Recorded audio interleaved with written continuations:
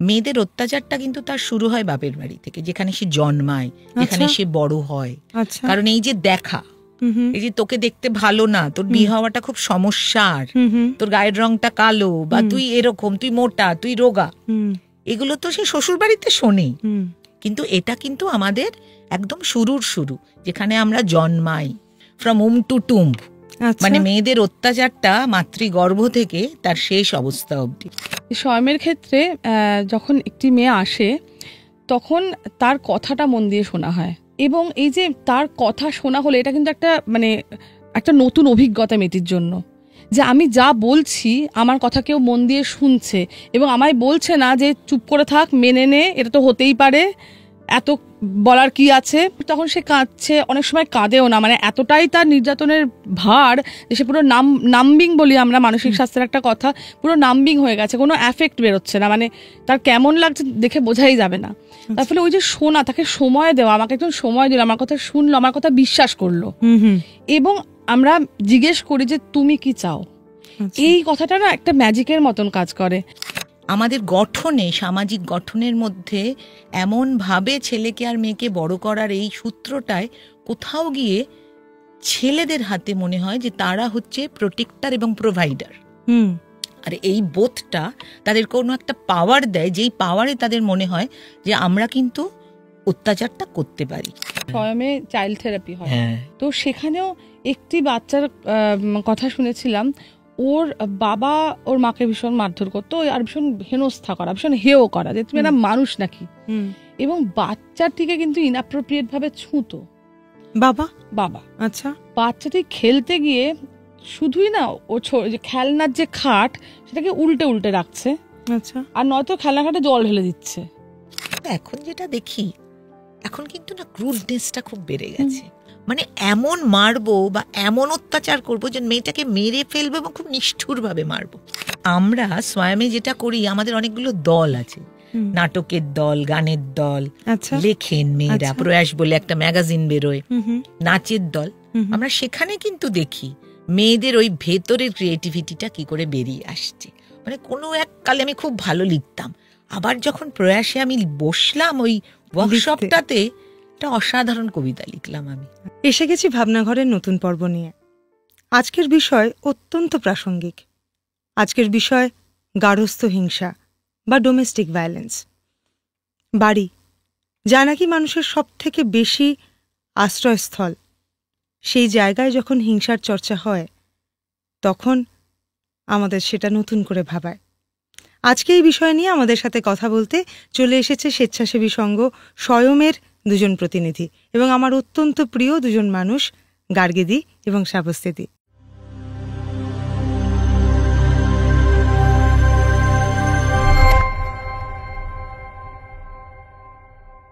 কেমন আছো তোমরা? ভালো আছি। প্রথমে একটুখানি জেনে নেব, গার্হস্থ্য হিংসা বা ধরো নির্যাতন, কি ধরনের নির্যাতন হয়, মানে কি ধরনের কেস আসে তোমাদের কাছে? যদি বলো গার্হস্থ্য হিংসা, যেটা বেশি করে মানে খুব বেশি পরিচিত আমরা যে ডোমেস্টিক ভায়োলেন্স বলি বা ঘরের মধ্যে যে হিংসাটা হয়, মূলত আমরা দেখি এই হিংসার মানুষ, মানে যাদের ওপর এই হিংসা ঘটে তাদের কিন্তু বয়স সব রকমের মানুষ, মূলত মহিলারা। এবং সেটা যদি বলো যে যখন তারা মাতৃগর্ভে থাকেন সেখান থেকে সেই অত্যাচার শুরু হয়, এবং সেটা শেষ হয় যখন, সেটা হচ্ছে কবর বা আমরা বলি যদি কোনো শ্মশান ঘাট। তাই জন্য আমরা যখন অনেক জায়গায় ট্রেনিংয়ে যাই, আমরা একটা কথা খুব বলি, ফ্রম উম টু টুম্ব। মানে মেয়েদের অত্যাচারটা মাতৃগর্ভ থেকে তার শেষ অবস্থা অবধি, প্রত্যেকটা জীবনের প্রত্যেকটা স্তরে একটি মেয়ে কোনো না কোনো নির্যাতনের শিকার হয়। ছোট করে বলি যে 4 রকম হিংসা মূলত আমরা দেখতে পাই। একটা হলো শারীরিক হিংসা, একটা হলো মানসিক হিংসা, একটা হলো যৌন নির্যাতন, আরেকটি হলো আর্থিক। এই 4টের মধ্যেই কিন্তু মোটামুটি যা আমরা দেখি অত্যাচার হয় মহিলাদের ওপর, তার মধ্যেই হয়। তবে প্রত্যেকটা কিন্তু প্রত্যেকটার সঙ্গে ওতপ্রোতভাবে জড়িত হয়ে রয়েছে। কোনো একটা যে হলো যে শুধু শারীরিক হিংসা হলো, তার মনের ওপর কোনো চাপ পড়লো না, সেটা কিন্তু নয়। প্রত্যেকটার সঙ্গেই মন ওতপ্রোতভাবে জড়িত। কিরকম মানসিক গঠন থেকে মানুষ আর একজন মানুষের প্রতি এই হিংসা তৈরি করছে বা এই হিংসা আর চর্চা হচ্ছে? কাজ করার সূত্রে, মানে অভিজ্ঞতার সূত্রে বলতে পারি এটা তো এক একটা মানুষের মানসিক গঠন নিশ্চয়ই, কিন্তু কোথাও মনে হয় আমাদের যে সামাজিক গঠনটা, যে সমাজে আমরা বাস করি, যেটা মূলত পিতৃতান্ত্রিক সমাজ, এবং যেখানে যখন একটি মেয়ে জন্মায় এবং একটি ছেলে জন্মায়, তাদের যে বড় করাটা, তাদের কন্ডিশনিংটা তো আলাদা হয় না। সেখানেই কিন্তু তোমার এই প্রশ্নের উত্তরটা লুকিয়ে আছে, যে কেন এটা হয়। যখন আমরা একটা বাড়িতে, যে কোনো বাড়িতে যদি একটা ছেলে আর একটা মেয়ের জন্ম হয়, তুমি একটু খেয়াল করলে দেখবে সেখান থেকেই শুরু হয় কিন্তু এই পাঠটা, যে কার ওপর কে অত্যাচারটা করবে, পাওয়ার কার হাতে, ক্ষমতা কার হাতে। সমাজের গঠনে কিন্তু আমরা কিন্তু কোনো ব্যক্তিগত মানুষকে আক্রমণ করছি না, যে একটি পুরুষ এরকম বা সে। আমাদের গঠনে, সামাজিক গঠনের মধ্যে এমনভাবে ছেলেকে আর মেয়েকে বড় করার এই সূত্রটায় কোথাও গিয়ে ছেলেদের হাতে মনে হয় যে তারা হচ্ছে প্রোটেক্টর এবং প্রোভাইডার। আর এই বোধটা তাদের কোনো একটা পাওয়ার দেয়, যেই পাওয়ারে তাদের মনে হয় যে আমরা কিন্তু অত্যাচারটা করতে পারি। এবং তাদের কাছে যে এই ডেফিনেশনটা খুব ক্লিয়ার থাকে সব সময়। আমার কাজ করার অভিজ্ঞতায় মনে হয়েছে যে যে আমি অত্যাচার করছি, কিন্তু সেটা যার ওপর ঘটে সে বুঝতে পারে। বিশেষ করে আমি বলবো মানসিক নির্যাতন যখন ঘটে, সেইটা কিন্তু বোঝা অনেক সময় মেয়েদের ক্ষেত্রেও খুব অসুবিধা হয়। তারা ফোন করে আমাদের জানতে চান, দিদি আমার সঙ্গে এটা হচ্ছে, এটা কি অত্যাচার, এটা কি আমি বলতে পারি? তখন আমাদের যেটা হয়, আমরা বলি হ্যাঁ এটা কিন্তু তোমার উপর অত্যাচার হচ্ছে। কারণ মূলত আমরা যখন কাজ করতে গিয়ে তো আমরা সমাজের বিভিন্ন স্তরে বিভিন্ন এজেন্সির সঙ্গেও কাজ করি, সেখানে কিন্তু ফিজিক্যাল বা শারীরিক নির্যাতন ছাড়া আর সবকটা নির্যাতনই বোঝানো খুব মুশকিল হয়। কারণ কোনো দাগ থাকে না আমার শরীরে। হ্যাঁ, কিন্তু মানসিক নির্যাতনের জায়গায় মেয়েটির ওপর যে প্রভাব পড়ে সেটা কিন্তু বলতে পারো লাইফ লং, তার সারা জীবন সেটা সে বয়ে নিয়ে চলে। এই জায়গাটা কিন্তু, তাই জন্য আমরা মনে হয় যে মানসিক এবং যৌন নির্যাতন, আর্থিক সবকটাই যেটা আমি প্রথমে বললাম ওতপ্রোতভাবে জড়িত। কিন্তু এই নির্যাতনগুলোর কথাও আমাদের খুব বেশি করে বলা উচিত। আমরা অনেক সময় ভাবি যারে মেয়েটাকে তো মারেনি, সেটা আবার অত্যাচার। হ্যাঁ, কিংবা একটা চড় মেরেছে, ওটা আবার অত্যাচার নাকি? কিন্তু সেইটিও আমরা যখন ডিফাইন করি ডোমেস্টিক ভায়োলেন্স, কেন ভায়োলেন্সকে যখন ডিফাইন করি আমরা কিন্তু বলি এটা অত্যাচার। এটা প্রত্যেকটা মানুষের ক্ষেত্রে আলাদা, কে কিভাবে নিচ্ছে। তোমার এই কথা সূত্রে আমার মনে পড়ে যাচ্ছে সীমান্দা বাবার লেখায় যেমন রয়েছে যে একটি সন্তান যখন জন্মায় তখন সে পুরুষ বা নারী হয়ে জন্মায় না, তাকে সমাজ পুরুষ বা নারী এই দাগ বা এই ভাবে বড় করে তোলে আর কি। এই যে ধরো খুব ইম্পর্ট্যান্ট একটা কথা, যে কিছু কিছু নির্যাতনের দাগ থাকে না, কিছু কিছু নির্যাতন আলাদা করে চোখে পড়ে না। তার মানে আমি ধরে নিতে পারি, যেমন ধরো ভার্বাল অ্যাবিউজ। হ্যাঁ, মানে আমি কাউকে কোনো একটা অপশব্দ বলে দিলাম, বা আমি তাকে কথায় কোনো রকমভাবে এক ধরনের আঘাত দিয়ে ফেলছি। এই জায়গাটা, এই যে নির্যাতনের একটা বড় জায়গা ভার্বাল অ্যাবিউজ। আমি একটু শ্রাবস্তীর কাছে আসবো। কি ধরনের কেস আসে ভার্বাল অ্যাবিউজের? আসে তোমাদের কাছে কিরকম ভার্বাল অ্যাবিউজের কেস? আমি একটু আগে থেকে বলবো গার্গীদির কথা সূত্র ধরে, যে এই যে মানসিক নির্যাতন, সেটা তো প্রেক্ষিতে ফেলতে হবে পিতৃতান্ত্রিক সমাজ ব্যবস্থার প্রেক্ষিতে, যেখানে একটি ছেলেকে বলাই হচ্ছে তুমি তোমার ক্ষমতা কিছুটা বেশি। নির্যাতন তো একটা ক্ষমতার প্রদর্শন, একটা পাওয়ার, ভীষণভাবে পাওয়ার এক্সপ্রেশন অফ পাওয়ার। আমার ক্ষমতা একটু বেশি আছে, ফলে আমি তোমার উপরে সেটা ফলাচ্ছি, এবং সেটা আমি ভয়ঙ্করভাবে ফলাচ্ছি তোমার অধিকারের কথা না ভেবে। এবার তার তো যার ওপরে পাওয়ারটা দেখানো হচ্ছে, ফলানো হচ্ছে, এখানে একটি মেয়ের ওপরে আমরা কথা বলছি, তার তো একদম নিজের মনের জোরটা পুরো ভেঙে যাচ্ছে। এবার এই ভার্বাল অ্যাবিউজের কথা যেটা বলছো, এখানে ওই গায়ে হাত দিচ্ছে না, হয়তো খেতে পড়তেও দিচ্ছে, কিন্তু এমন কথা বলছে যাতে তার আত্মসম্মান বোধটা পুরো দুমড়ে মুচড়ে যায়। এবং এটা নানা সময় চলে এসছে। প্রথমে কিন্তু মেয়েরা এটা বলেও না, বলতেও পারে না, কারণ তাদের ফ্রেম অফ রেফারেন্সে এটা থাকে না যে এটাও এক ধরনের নির্যাতন, যেটা আমার উপরে হলো। এরকম কথা তো বলতেই পারবা। অনেক সময় তো মেয়েরা নানা রকমের কথা শুনে বড় হয়, তাই না? যে তুই এটা পারিস না, তুই সন্ধ্যেবেলা বেরোবি না, তুই এটা করবি না, জোরে জোরে হাসবি না। মানে আমাদের এই সমাজ ব্যবস্থার মধ্যে এই কথাগুলো তো ভীষণভাবে নিহিত আছে। ধরো দুটো ঘটনা এক্ষুনি মনে পড়ছে, আমরা কথা বলছিলাম গার্গীদির সঙ্গে, আলোচনাও করছিলাম, যে একটি মেয়ে এসছে স্বয়মে, তার যে হাজব্যান্ড, সে যথেষ্ট নিজের কাজকর্মে সফল মানুষ একজন, এবং এই মেয়েটিকে সে মারধর করে না, কিছুই করে না, কিন্তু সে নিজে সুপুরুষ বলেই তিনি মনে করেন, তার ধারণা, এবং মেয়েটিকে তার মনে হয় ততটা ভালো দেখতে নয়, মানে পুরুষটি খুব সুন্দর দেখতে তিনি নিজেকে মনে করছেন, এবং হয়তো ফিডব্যাক উনি পেয়েছেন। আচ্ছা, তার মনে হচ্ছে তার স্ত্রী ভালো দেখতে নয়, তাকে মানে তার চেহারা নিয়ে জঘন্য ইঙ্গিত করা, আচ্ছা, তার শরীরের অন্যান্য অঙ্গ এবং তার মুখ দুটোকে এক করে জঘন্য ইঙ্গিত করে যে তোমার মুখটা ওই রকমই।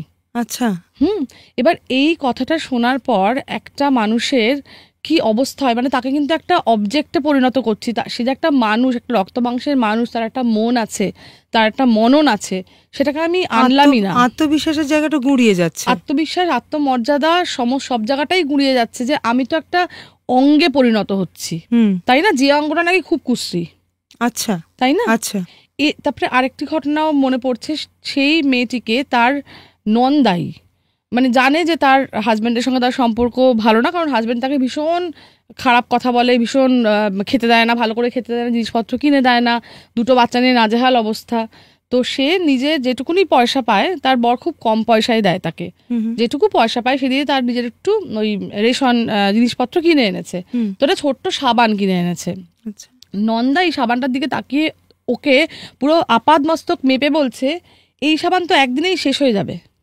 আচ্ছা, এটা কিন্তু একটা খুব কথা, কিন্তু নন্দাই, তাকে তো আমি কোনো অধিকার দিইনি আমার শরীরটাকে ওরম করে দেখার, সে আমার শরীরটাকে মাপছে এবং বলছে এই সাবানটা তো একদিনেই শেষ হয়ে যাবে। মানে কি একটা অদ্ভুত মানে অন্তর্নিহিত অর্থ আছে, যার গায়ে লাগলো তার কিন্তু লাগলোই, যে বলে ফেলছে সে অবলীলায় বলে ফেলছে। এবং এই মেয়েটি পুরো কুঁকড়ে গেছিল যখন কাউন্সেলিং এ বলছে, ও ওখানে বসেও যেন মনে হচ্ছে আস্তে আস্তে কুঁকড়ে যাচ্ছে, যে এতটা সাহস পেলো কি করে যে আমার শরীরটার দিকে এরকম করে তাকালো। মেয়েটি একটু বড়সড় চেহারা, বুঝতে পেরেছি, বলছে যে আমি একটু বড়সড় চেহারা, আমার শরীরটার দিকে এরকম করে তাকানোর সাহস পেলো কি করে, আমার বর আমাকে তো সম্মান করে না, তাই এই লোকটাও আমাকে সম্মান করে না। তো এবং আমাদের সমাজে তো এটা আছে, এই যে রাস্তায় যখন বেরোনো হয়, এই যে একটা বিশ্রী করে তাকানো, গেজ যেটাকে আমরা বলি না, ওই তাকানোতেই তো মেয়েরা কুঁকড়ে যায়। মানে মাঝে মাঝে মনে হয় যে এই যে মেয়েদের এই কুঁকড়ে যাওয়াটা যদি যখন বন্ধ হবে, আমরা হয়তো ভাববো যে কিছু কাজ হয়তো হলো। মেয়েদেরও বোধহয় সোজা চোখে তাকানোর বা এই ধরনের তাকানোর উত্তরে সোজা চোখে তাকানোটাও এক ধরনের প্র্যাকটিসের মধ্যে আনা উচিত আর কি। বা এই যে তুমি বলছো না যে তার একটা সাবানের সাথে কথা বলেছে, আমি এরকম শুনেছি যে মাছ খেতে দিয়েছে, মাছটা একটু বড় সড়ো, মাছের পেটিটা তোমার চেহারার মতো, তুমি তোমার চেহারার মতো সাইজের খাবার খাচ্ছ, শুধু এইটুকু কথা সে বলে দিচ্ছে। হ্যাঁ, এবং এক ঘর লোকের সামনে সে মেয়েটি একেবারে কুঁকড়ে যাচ্ছে, দুমড়ে মুচড়ে যাচ্ছে। ভার্বাল অ্যাবিউজ চিহ্নিত করতে পারে মেয়েরা। এখানে একটা কথা বলি, যে কর্মক্ষমতা নষ্ট হচ্ছে, ভেতরে ভেতরে হয়তো নষ্ট হচ্ছে, কিন্তু সেটা যে আমার হচ্ছে সেটা বলারও কিন্তু মেয়েদের জায়গা নেই। আচ্ছা, কারণ যাই হোক না কেন তাকে তার কাজটা করেই নিতে হবে। আচ্ছা, সেটা না করলে আবার অন্য রকমের নির্যাতন হবে, যে তার কর্তব্য, কোট আনকোট কর্তব্য, সে কেন করতে পারছে না। হ্যাঁ, তো মেয়েরা মানে এখন একটা জিনিস ঠিকই, যেটা যথেষ্ট হোপফুল আমরা, যে মানুষরা বুঝছেন এবং তারা আসছেন, কিন্তু সমস্ত রকমের আসলে মেয়েরা অনেক সময় ভেবেই নেয় যে এটা তো প্রাপ্য, আচ্ছা, আমাকে তো বলবে, এ ধরনের কথা একটু বলবে। যে মেয়েটি এটা শুনেই বড় হয়েছে যে তোকে তো দেখতে ভালো না, তোর বিয়ে দিতে অসুবিধা হবে, মানে সেটা মেনে নিচ্ছে কোথাও। হ্যাঁ, মানে একটি মানুষের কথা বলছি, সেই মেয়েটি খুবই কম বয়স, তার বাড়ি থেকে, মানে তার বাবা মার মধ্যে মা ছোটবেলা মারা গেছেন এবং বাবা অন্য সম্পর্কে চলে গেছে, গ্রামের দিকে তার বাড়ি, এবং সেই মেয়েটির কিন্তু বাড়ির অন্যান্য লোকজন উঠে পড়ে লেগেছে ওকে বিয়ে দেওয়ার জন্য। আচ্ছা, এবার বিয়ে ঠিকও হয়ে গেছে, মেয়েটি পড়াশোনা করেছে যথেষ্ট, কিন্তু যার সঙ্গে বিয়ে ঠিক হয়েছে তার ততটা পড়াশোনা নেই, সে নাও হতে পারতো, তার কাজকর্মেরও কোনো ঠিক নেই। তার ফলে মেয়েটির মনে করেছে যে এই বিয়েটা আমি করবো না, এবং মেয়েটির বাবা এবং পিসিরা বোধহয় ওকে সাপোর্টও করেছে যে তাহলে করিস না। এবার মেয়েটি কিন্তু মানে এই যে সিদ্ধান্তটা নেওয়া যে আমি তাহলে এই বিয়েটা করবো না, ও স্বয়মে এসেছিল এবং স্বয়মে কথা বলেছে যে ও বিয়েটা করতে চায় না, কিন্তু ওর মনে একটা ভয় ছিল যে আমাকে তো দেখতে ভালো না, আমাকে তো এটা শুনে বড় হতে হয়েছে, এই ভাবনাটা তার মধ্যে বুনে দেওয়া হয়েছে ছোটবেলা থেকে। এবার যদি আমার সত্যি আর বিয়ে না হয়, আমি তো তাহলে এদের উপরে বোঝা হয়ে থাকবো। কিন্তু যাই হোক, মেয়েটা নিজের সিদ্ধান্ত নিয়েছে এবং বিয়েটা ভেঙে দিয়েছে, এবং ও পড়াশোনা করতে চায়। এই জায়গাটাই মানে একটা অ্যাওয়ারনেস, ও কিন্তু প্রত্যন্ত গ্রামের মানে গ্রামে থাকে, একটা অ্যাওয়ারনেস হয়তো মানে তৈরি এতদিনের হচ্ছে। কাজ, এত ধরনের সেটা একটা কাজের মধ্যে আশার দিয়ে- কথা যে এখন হ্যাঁ এই চিহ্নিতটা এইটুকু চেনা যাচ্ছে যে কোনটা আমার সম্মান কোনটা আমার অসম্মান।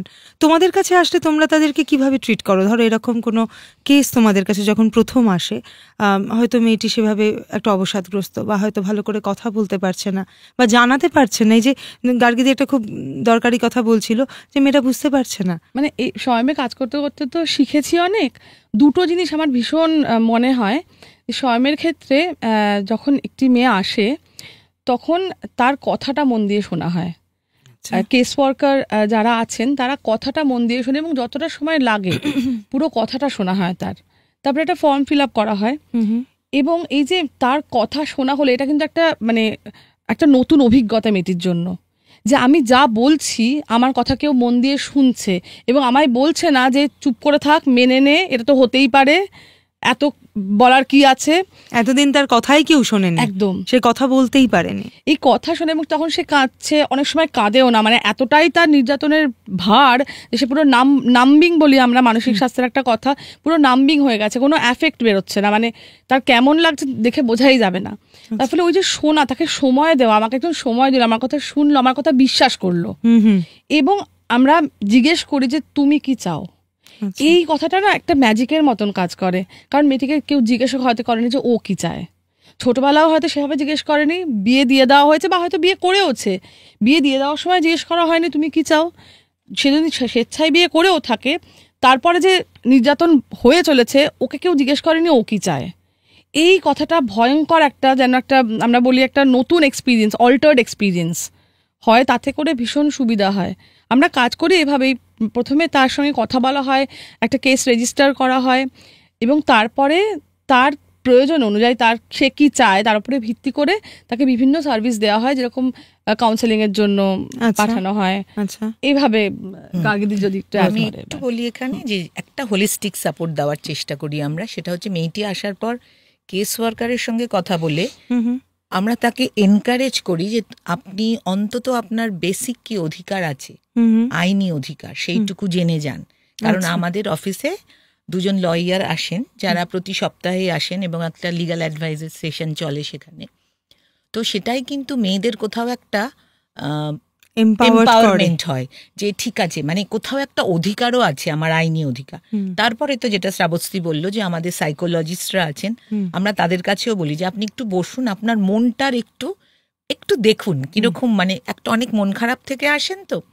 এবং আমরা এখন যেটা চেষ্টা করি, আমাদের খুব বড় করে হয় না সেটা, তাও আমরা একটা ইকোনমিক এম্পাওয়ারমেন্টেরও চেষ্টা করি যে কোথাও যদি দাঁড়িয়ে, কারণ সব মেয়ে কিন্তু এখন অনেক মেয়ে আসেন যারা নিজেরা কিছু উপার্জন করেন, আবার অনেক মহিলা আসেন যারা কিছু উপার্জন করেন না, কিন্তু খুব এমন একটা সময় এসেছেন যে তখন সত্যি হঠাৎ একটা অবস্থার প্রচণ্ড পরিবর্তন হয়েছে এবং সেটা আর্থিক অবস্থারও, তখন হয়তো তাকে কিছু একটা করার জন্য আমরা সাহায্য করি, বা সাহায্য যেহেতু আমরা নিজেদের কোথাও না, আমরা কোথাও রেফার করি যে আপনি এখানে যান, সেখানে কোনো একটা ট্রেনিং এর মাধ্যমে কোনো একটা কাজ পেতে পারেন।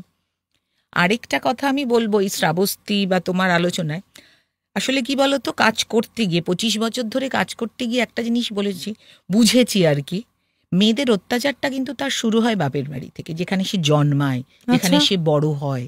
কারণ এই যে দেখা, এই যে তোকে দেখতে ভালো না, তোর বিয়ে হওয়াটা খুব সমস্যার, তোর গায়ের রংটা কালো, বা তুই এরকম, তুই মোটা, তুই রোগা, এগুলো তো সে শ্বশুর বাড়িতে শোনে।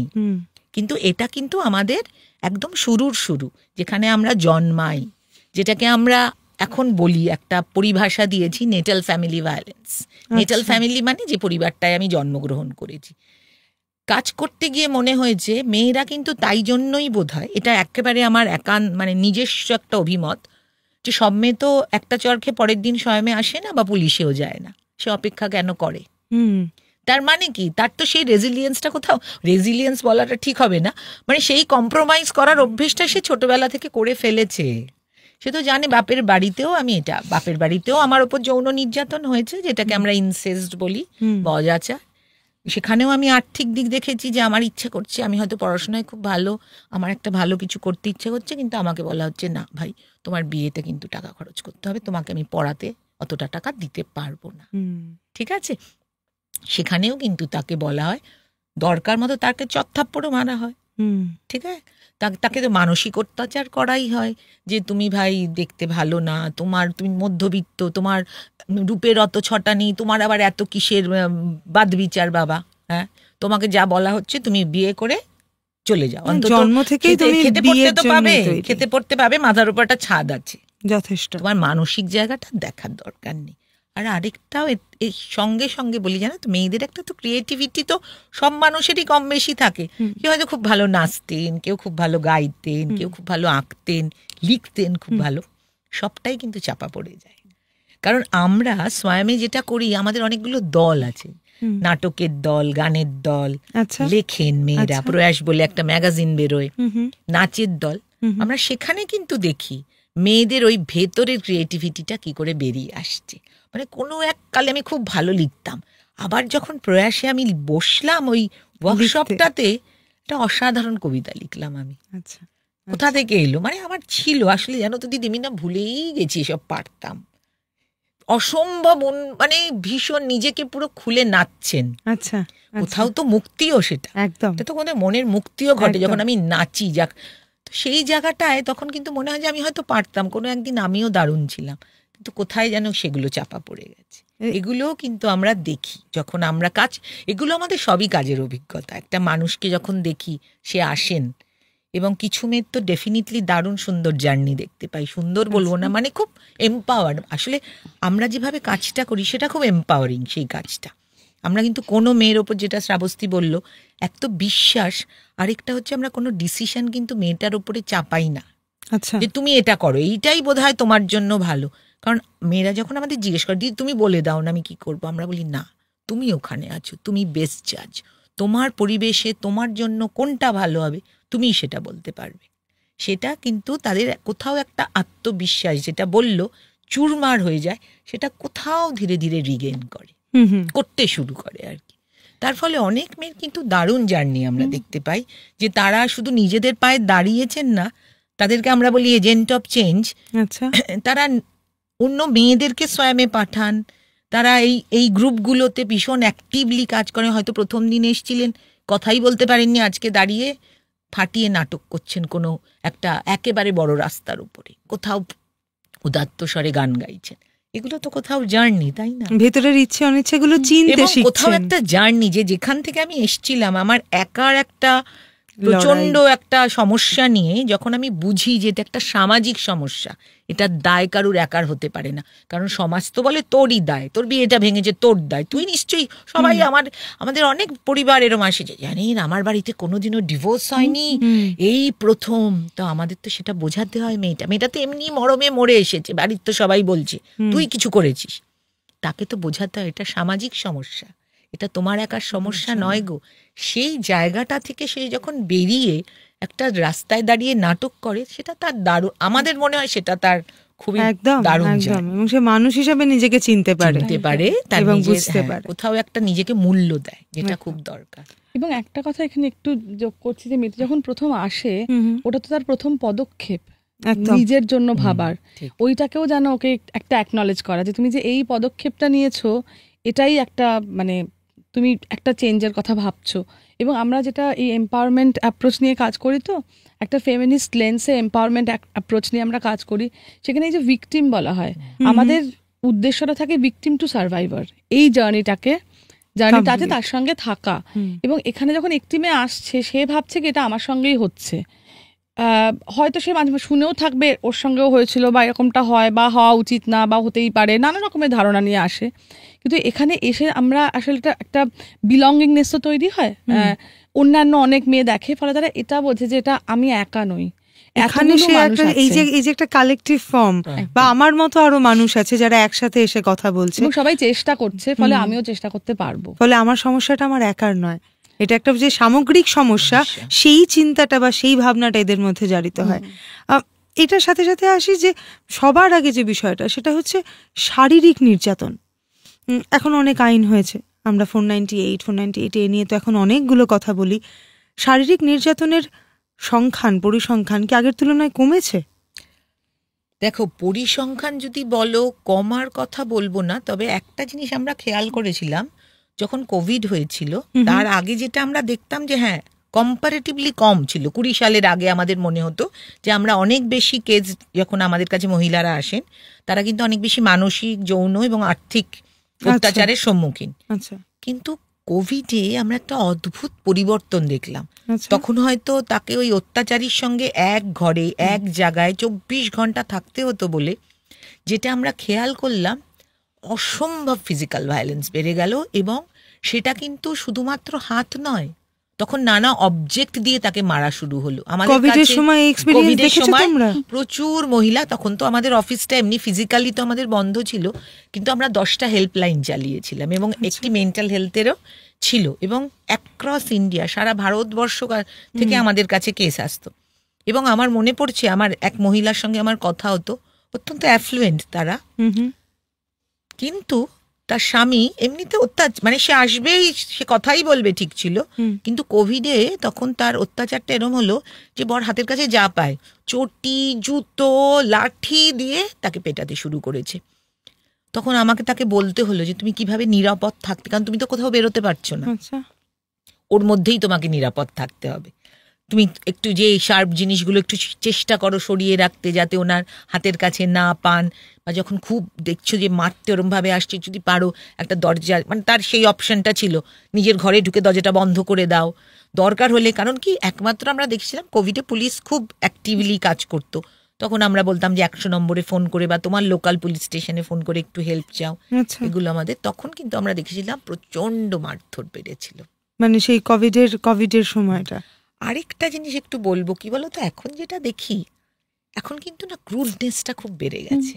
তুমি যদি যে কোনো অত্যাচার বলো, সেটা ডোমেস্টিক ভায়োলেন্স বলতে পারো, মানে রেপ বলতে পারো, সেক্সুয়াল হ্যারাসমেন্ট অ্যাট ওয়ার্কপ্লেস, আমরা যেটা দেখি এখন না, মারের ক্রুর, মানে এমন মারবো বা এমন অত্যাচার করবো যে মেয়েটাকে মেরে ফেলবো এবং খুব নিষ্ঠুরভাবে মারবো। মানে আমরা দেখছি রেপ তো ঘটছেই, তার সাথে খুনটা যেন একেবারে সঙ্গে সঙ্গে চলে আসছে। হ্যাঁ, মানে একে অন্যের সাথে যেন ওতপ্রোতভাবে জড়িয়ে রয়েছে আর কি। এই যে একটা লিঙ্গের ক্রমশ বা একটা জেন্ডারের ক্রমশ এগিয়ে আসা, বা সামাজিকভাবে সম্মান পাওয়ার লড়াই যে সে দুধাবে এগিয়ে আসছে, বা কথা বলছে, বা সচেতন হচ্ছে, বা শিক্ষায় শিক্ষিত হচ্ছে, আমি জানছি যে এটা আমার প্রাপ্য সম্মান এবং এটা আমাকে দিতে হবে, এই যে কথাগুলো সে বলে ফেলছে, ফলে কি প্রতিহিংসার পরায়ণতা বাড়ছে? ফলে কি নির্যাতনের মাত্রা আরো বাড়ছে ক্রমশ? মানে একটা কথা তো ঠিক যে মানে এই যে বড় করা, একটা কম বাচ্চা থেকে তাকে বড় করা, এবার সেটা যদি একটা ভীষণ বৈষম্য ভিত্তিক বড় করা হয়, যে একটি ছেলেকে কিছু প্রিভিলেজ দিয়ে বড় করা হচ্ছে এবং সে ভাবছে এগুলো তো আমার। হ্যাঁ, এবার সে যখন বড় হয়ে দেখছে যে আমার যে জায়গাটা, মানে ম্যাসকুলিন স্পেস যেটাকে আমরা বলি, সেখানে একটি মেয়েও আসছে, একাধিক মেয়েও আসছে, তখন কোথাও তার জায়গাটা তো সংকুচিত হচ্ছে বলে সে পারসিভ করছে, কারণ তাকে তো বলা হচ্ছে সব তোমার, তাই না? এটা একটা ওই বড় করার সোশ্যালাইজেশন প্রসেসটার মধ্যেই একটা অসুবিধার জায়গা, মানে আমার পৃথিবী আমায় ভাগ করে নিতে হচ্ছে এবং আমি থ্রেটেন ফিল করছি, এটা একটা আছে। কিন্তু আসলে ভায়োলেন্সের পেছনে কারণ ওরম ভাবে হয়তো খোঁজা যায় না, কারণ তো অনেক কিছু থাকতে পারে, কিন্তু তা বলে কি আমি এরকম ভয়ঙ্কর ভাবে কাউকে মানে আঘাত করতে পারি, সেই একটা ব্যাপার থাকে। আর কমপ্লিকেশনও অনেক লেভেলেই, হয়তো অনেক কমপ্লিকেটেড লাইফ লিড করছি আমরা এখন, হয়তো নানা কিছু চোখের সামনে, অনেক বেশি এক্সপোজার, সেটা ভালো এক্সপোজারও যেমন, ভয়ঙ্কর এক্সপোজারও তো আমাদের আছে। এবং আমরা এটা মানসিক স্বাস্থ্যের ক্ষেত্রে একটা জিনিস দেখি যে অনেকে বলে খুব রেগে গিয়ে, মানে হয়তো রাগের জন্য, রাগ, ক্ষোভ, বিদ্বেষ, ঘৃণা সব মিলিয়ে হয়তো এই ভয়ঙ্কর একটা নির্যাতন হচ্ছে, বা হয়তো অনেকের ক্ষেত্রে জাস্ট এমনিও হতে পারে। এবার ওই যে তার তো একটা এক্সপ্রেশন আছে, এক্সপ্রেশন অফ অ্যাঙ্গার, যেটা সেটা কিন্তু লার্নড অনেক ক্ষেত্রে। এবার আমি যদি ছোটবেলা থেকে দেখে আসি, আমার বাড়িতে এই জিনিসটা ঘটছে, আমার বাড়িরও যে পুরুষ মানুষটি সে এই ব্যবহারই করে এসেছে করছে, তাহলে তো আমি সেটা করার জায়গাটা অনেকটা আমার কাছে সহজ হয়ে যায়, যে এটা তো হতেই পারে এরকম। এবার আমার কাছে বিষয়টা স্বাভাবিক হয়ে যাচ্ছে। হ্যাঁ, এবং আমি তখন কি কোন লেভেলে করব, কোন ডিগ্রিতে গিয়ে করব, তার তো কোনো ঠিক নেই। মানে সেই ওই এক্সপ্রেশন অফ অ্যাঙ্গারের জায়গাটা লার্নড, এবং ওইটা বিষয় বোধহয় আমাদের সবাইকেই সচেতন হওয়া দরকার, যখন একটা বাচ্চা বড় হচ্ছে তার সামনে আমরা কি তুলে ধরছি। একদম। আমি বাচ্চার প্রসঙ্গে আসবো এখানে। আমি এই ভায়োলেন্সের ক্ষেত্রে আরেকটা জিনিস জেনে নিই, সেটা হচ্ছে ডাউরি। বা পণ প্রথা আছে, পণ প্রথা চলছে, সেভাবেই চর্চিত হচ্ছে? হ্যাঁ হ্যাঁ, খুবই আছে, পণ প্রথা খুবই আছে, বলতে পারো তার রূপটা একটু পাল্টে গেছে। আচ্ছা, কিরকম? মানে একটা কি বলতো, আমরা স্বয়মে বসে তো শুধু একটা শ্রেণীকে দেখি না, আমরা পুরো বলতে পারো সমাজে সব রকম শ্রেণীর সঙ্গে আমাদের কাজ করার একটা জায়গা আছে বা হয় আর কি। সেখানে আমরা দেখেছি এখনো কোথাও কোথাও হয়তো যাদের হয়তো অতটা আর্থিক ক্ষমতা নেই, সেখানে কিন্তু একটা মোটর বাইক চাওয়া খুব প্রকাশ্যেই চাওয়া হয় যে একটা মোটর বাইক দিতেই হবে, বা ছেলেকে একটা শোনাচ্ছেন গলার দিতেই হবে। আচ্ছা। কিন্তু হয়তো মধ্যবিত্ত বা উচ্চ মধ্যবিত্ত ঘরে যেখানে কিন্তু জানা যায় যে এখানে কিন্তু আছে, মানে দেওয়া যেতে পারে, তখন সেখানে খুব ভদ্রভাবে একটা পালিশ লাগিয়ে বলা হয় যে সবই তো আপনার মেয়েকেই দিচ্ছেন, সুতরাং একটু ঘরটা সাজিয়ে দিলে ভালো হয়। তো এইটা কিন্তু আমরা দেখি, এবং পণের জন্য পণজনিত কারণে মৃত্যুও কিন্তু দেখি, সেটাও দেখতে পাই। আচ্ছা। যে ঠিকমতো জিনিসপত্র মনের মতো পাওয়া যায়নি বলে মেয়েটি যখন থেকে সে তখন থেকেই সে অত্যাচারিত। হয়তো শেষ পর্যন্ত মেয়েটি আত্মহত্যা করেছে, কিন্তু যখন কারণটা খোঁজা হয় তখন জানা যায় প্রথম দিন থেকে এই জন্য তার উপর খুব চাপ ছিল। আচ্ছা। যে তোমাকে এইটা কিছুই দেয়নি তোমাকে, এটা প্রথম। দ্বিতীয় যেটা হয়, পণটা কিন্তু ওয়ান টাইম হয় না, এখন আমরা যেটা দেখি পণও খেপে খেপে হয়। আচ্ছা। মানে ধরো বাড়িতে কোনো টাকার দরকার, তোমার বাড়িতে বাবার বাড়ি থেকে নিয়ে এসো। আচ্ছা। সুতরাং পণেরও একটা ইনস্টলমেন্ট বলতে পারো শুরু হয়েছে, যে বিয়ের সময় হলো শেষ হয়ে গেল, সেটা কিন্তু নয়। হ্যাঁ, কিন্তু হয়তো বলতে পারো যে আইনি ব্যবস্থায় পণের যে আইনটা যে আছে, ডাউরি প্রহিবিশন অ্যাক্ট, সেটা অতটা ব্যবহার হয় না, কারণ তার একটা অন্য দিক আছে। যে পণ দেয় আর যে পণ নেয় দুজনেই শাস্তিযোগ্য, তার মানে মেয়েটির বাবা মাও এখানে শাস্তি পাবেন। সেই জন্য এখন যেটা করা হয়, তারা তো কোনোটা ওই মেয়ে যেটা আর কি, মেয়েকে তো কোনোভাবে বিয়ে দিতেই হবে, সেই চাপেই তো তারা বলবেন আমরা তো সেই চাপে পণ দিই, পাত্রস্থ করার দায়টা তো আমাদের আছে। তো সেই জন্য এখন যেটা হয়েছে সেটা আমরা অন্য জায়গাতে অন্য আইনে আমরা সেটা দেখানো যায় যে এখানে কিন্তু একটা দাবি দাবার চাপ ছিল আর কি, যে এই জিনিসপত্র নেওয়ার, সেইটা এখন অন্য আইনে ব্যবস্থা হতে। তুমি বলছো বলে আমি খানিকটা রিলেট করতে পারছি। এরকম শুনেছি আমার পরিচিত বৃত্তের মধ্যে, যে 200 জন বরযাত্রী আসবেন, বা ধরো একটা হোটেল দাগিয়ে দিয়ে বলা হয়েছে সেই হোটেলেই হয়তো রিসেপশনটা অ্যারেঞ্জ করতে হবে, বা খেপে খেপে বলছো মেয়ে আর ছেলেটি হয়তো বিদেশ যাবে পরবর্তীতে, সেই খরচটা তুমি দিয়ে দাও। ফলে বিভিন্ন রকমের যে রূপ পরিবর্তন, হ্যাঁ, বা ধরো নমস্কারী শাড়ির সংখ্যা 100টা, এবং সেটা বলে দিচ্ছে কি শাড়ি হবে। আচ্ছা, এরকমও হয়, এরকমও ঘটনা হয়। এখন যেহেতু আইন আছে, তার ফলে যদি আমি পণ চেয়ে ফেলি সরাসরি, তাহলে তো মুশকিল, ফলে আমি চাইছি না। আচ্ছা, কিন্তু পরবর্তীকালে আমি সারাক্ষণ বলছি যে এটা নিয়ে এসো তোমার, এবং মানসিক নির্যাতনের কথা বলা হচ্ছে, হয়তো আমি চাইছিও না, পরেও চাইছি না, কিন্তু সারাক্ষণ বলছি কিছুই তো নিয়ে আসোনি। আচ্ছা, তোমার বাবা মা কি, এটা কোন ঘর থেকে তুলে এনেছি, সারাক্ষণ ভাবে মানসিক ভাবে আমি তাকে নক করে যাচ্ছি, তাকে একটা অসম্মানের মধ্যে রেখেছি, এক ধরনের আলাদা। এই পণটা কি মানে আর্থসামাজিক যে কোনো ধরনের মানুষ বা যে কোনো স্তরের মানুষের মধ্যেই দেখো, উচ্চ শ্রেণীর মধ্যেও একই রয়েছে? হ্যাঁ, আমি মানে এখানে বসেই বলছি যে বিভিন্ন ধর্মের মধ্যেও দেখি।